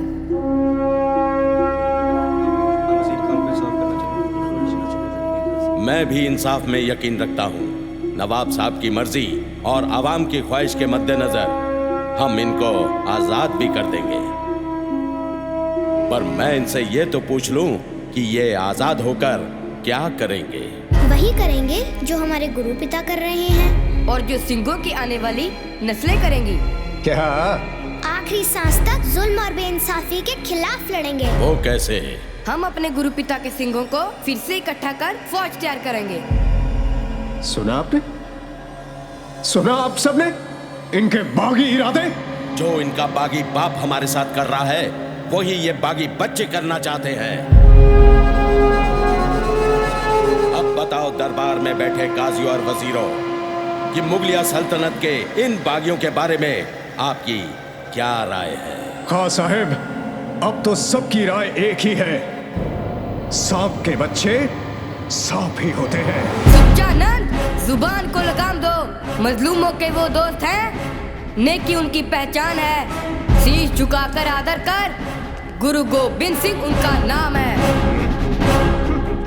शुक्र कर हम आपके कैदी हैं, नहीं तो कसम गुरु पिता की अब तक तुम्हारा सर कंधे से गिर चुका होना था। बस, मैं और कुछ नहीं सुनना चाहता। बागी गुरु के बागी बच्चों, हमारा धर्म कबूल करो या बेरहमी से मरने के लिए तैयार हो जाओ। पहला मरण कबूल, जीवन की छड़ आस, हो सबना की रहने का, तो आओ हमारे पास। काजी साहब, फतवा। मेरा फतवा तैयार है खान साहब।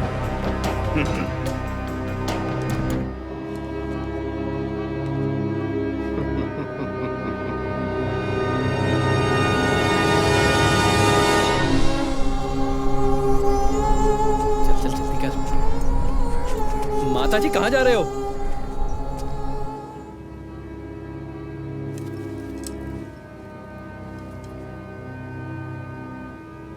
इनको जिंदा दीवार में चिनवा दिया जाए।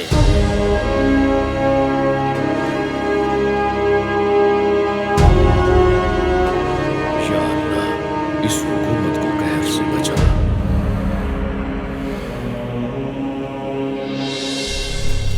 माताजी, बस बस, और आगे नहीं, चलो हमारे साथ। काजी ने फतवा दे दिया है कि कल दोनों बच्चों को जिंदा दीवार में चुन दिया जाएगा। पर बच्चों के चेहरों पर बिल्कुल भी अफसोस नहीं। लगता है उनको फतवा समझ में नहीं आया। नया तरीका ढूंढा है सुबह में सजा देने का। वो सुना तूने? हाँ हाँ, बच्चों को फंसाया गया है। मियाँ, ये गुनाह है, जुल्म है। सरहद की धरती पर कहर बरसेगा। नवाब साहब, बच्चों को दीवार में चिनने के लिए कोई मिस्त्री तैयार नहीं हो रहा, पर हाँ, अपनी कैद में सजा काट रहे दो चोर भाई, शासन बेग और बाशन बेग, उनको मैं तैयार कर सकता हूँ। अगर हुजूर उनकी सजा माफ कर दे तो। जाओ, उनकी सजा माफ की। बहुत बेहतर हुजूर, बहुत बेहतर।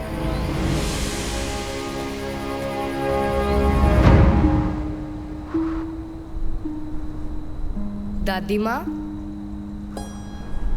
हमने पाठ भी कर लिया, मोती मेरा दूध भी पिलाकर चला गया, पर आपने पूछा नहीं कि आज दरबार में क्या हुआ। बेटा, वही दलीलें, उल्टे सीधे सवाल। जो कुछ भी हुआ उससे हम बहुत खुश हैं दादी माँ। खुश हो? कौन सी बात से खुशी हुई तुम्हें?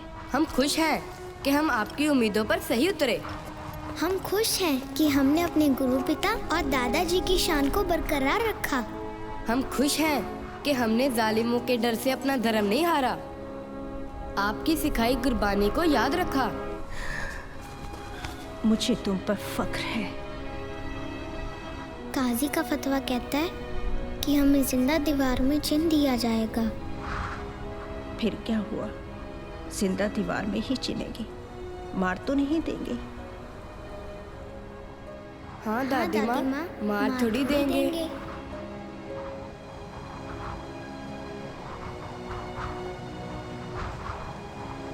हम भी बच्चों वाले हैं। मैं नहीं चाहती कि कल को इतिहास के पन्नों पर सुबह सरहद का नाम मासूम बच्चों के कातिल के रूप में जाना जाए। आप चाहती हैं मैं उस बागी के बच्चों पर रहम करूं, जिसने मुगलिया सल्तनत की नाक में दम कर रखा है? मैं कुछ नहीं कर सकता। काजी साहब अपना फतवा दे चुके हैं। काजी का फतवा बदला जा सकता है, ये मैं जानती हूँ। उस फतवे को कैसे बदलना है ये आप जानते हैं। होश में आओ बेगम, मैं उन बच्चों की सजा नहीं माफ करूंगा।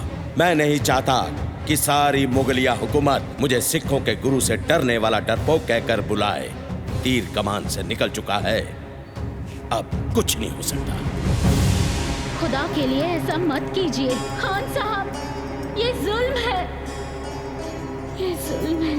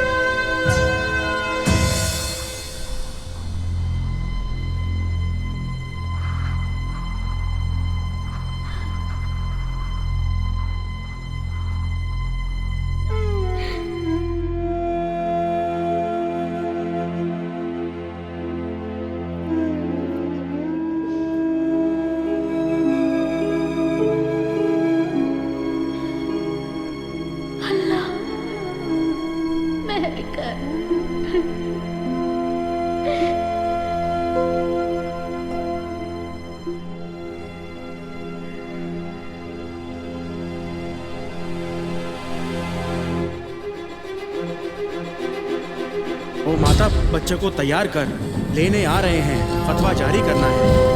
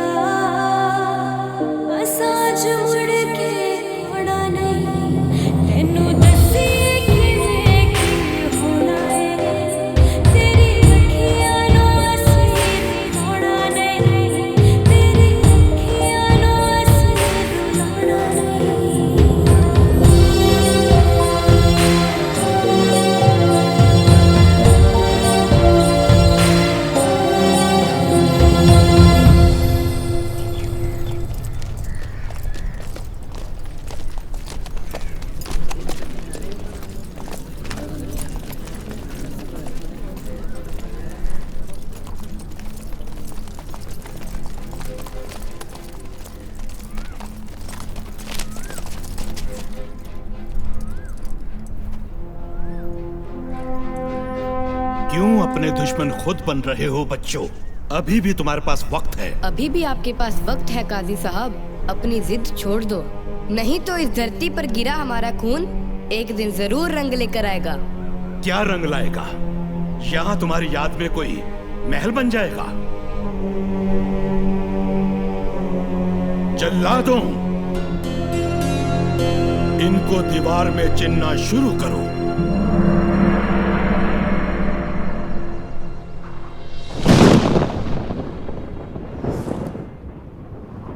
एक ओंकार सतनाम करता पूरक निर्भय निर्वैर अकाल मूरत अजूनी सेवक गुर प्रसाद जप आद सच जुगाद संजोग विजोग दुर्गा चलावे लिखे आवे पाक आदेश दिसे आदेश आद अनील अनाद अनाद जुग जुग एक हुए एका माई जुगत वे आई। बेटी, दुनिया में चाहे आप मुझसे पहले आए हो, पर दादाजी को मिलने में आपसे पहला जा रहे हैं। जिव तिस पावे तिवे चलावे जिव होवे फरमान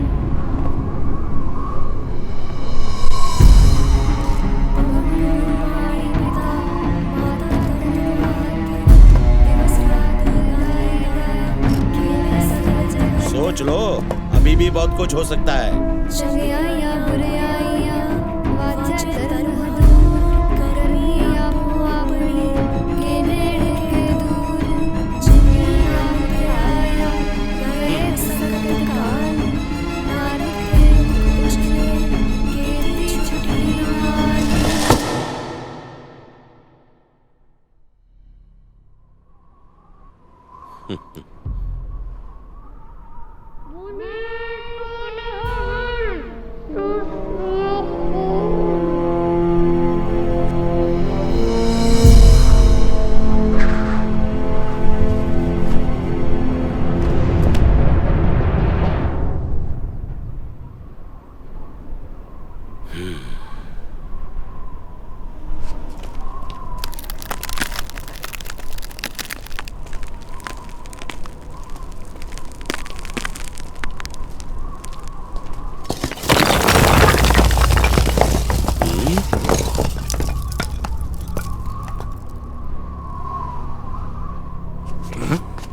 इन दोनों को बाहर निकालो।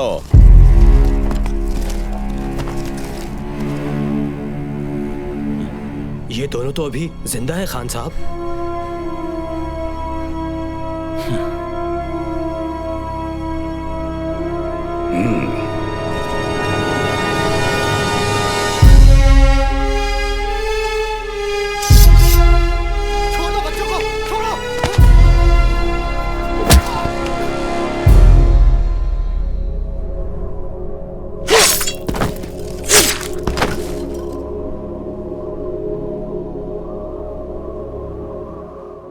हम जान देकर औरों की जान बचा चले, सिंहों की सल्तनत का ये पौधा लगा चले। गंगू कहीं का नहीं रहा, दिमाग का संतुलन खो बैठा और सारा पैसा भी। गुरु परिवार की सेवा करने के अपराध में मोती मेहरा और उनके परिवार को पत्थर के कोलू में बेरहमी से पीस दिया गया। 40 भगोड़ों ने खदराना की लड़ाई में अपना बलिदान देकर मुक्ति पाई। आज उस जगह को मुक्तसर के नाम से जाना जाता है।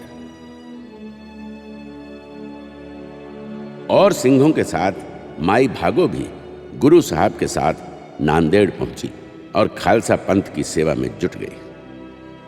माता सुंदरी दिल्ली में बसकर खालसा पंथ के राजनीतिक मामलों को संभालने लगी। जैसी देववाणी हुई थी, साहबजादों की याद में चमकौर और सरहंद में गुरुद्वारे बने। नवाब मलेरकोटला को उनके पुण्यों के लिए गुरु साहब का आशीर्वाद प्राप्त हुआ। उनकी पुश्तें आज भी पूरी शानो शौकत के साथ मलेरकोटला में रह रही हैं। मलेरकोटला में रहने वाले मुसलमान आज भी गुरु साहब को मानते हैं। गढ़ी के मालिक चौधरी बुद्धू चंद की 9वीं पीढ़ी आज भी चमकौर साहब के आसपास फल फूल रही है। फिल्म में दिखाए गए गुरु साहब के हथियार, अस्त्र शस्त्र हूबहू वैसे ही बनाए गए हैं जैसे उस वक्त थे, जो आज भी गुरु साहब के शिष्यों के पास सुरक्षित हैं। जब गुरु साहब को बताया गया कि किस तरह वजीर खान ने उनके 2 साहबजादों को शहीद किया, तो उन्होंने अपने तीर से एक पौधा उखाड़ कर कहा, मुगलिया सल्तनत के दिन अब उंगलियों पर गिने जा सकते हैं। और वैसा हुआ भी। 200 सालों तक राज करने वाले मुगलों के हाथ से हिंदुस्तान का राज धीरे धीरे खिसकने लगा। गुरु साहब के एक अनुयायी भक्त टोडरमल ने साहबजादों और माताजी का अंतिम संस्कार करने की इच्छा प्रकट की। वजीर खान ने उसे आवश्यक जमीन सोने की मोहरों से ढकने के लिए कहा। टोडरमल ने वही किया। इस नेक काम के बदले उसे सजाए मौत सुनाई गई। मोरिंडा थाने के जिस कमरे में माता गुजरी और साहबजादों को कैद रखा गया, वो आज भी चंडीगढ़ के करीब मोरिंडा में है। वहां अब गुरुद्वारा है। फिल्म में दिखाया गया थाने का कमरा उसी की नकल है। जिस पेड़ के नीचे गुरु साहब को माछीवाड़े में आराम करते हुए दिखाया गया है, वो उसी पेड़ की हूबहू नकल है। जो पेड़ आज भी माछीवाड़े में है, उस पवित्र स्थान पर गुरुद्वारा साहब है।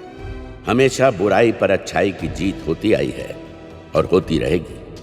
ठीक 5 साल बाद बंदा सिंह बहादुर सरहंद पर कहर बनकर टूटा। उसके साथी फतेह सिंह ने वजीर खान का सर कलम कर दिया और बंदा सिंह ने खालसाई केसरी झंडा सरहंद के किले पर गाड़ दिया। सुच्चानंद को बंदा सिंह बहादुर ने सरहंद में ही मौत के घाट उतार दिया। काजी दीना खान जान बचाकर दिल्ली भाग गया। बच्चों को शहीद करने वाली दीवार बनाने वाले शासन बेग और बाशन बेग को उनके घिनौने काम के लिए बंदा सिंह बहादुर ने मौत के घाट उतार दिया।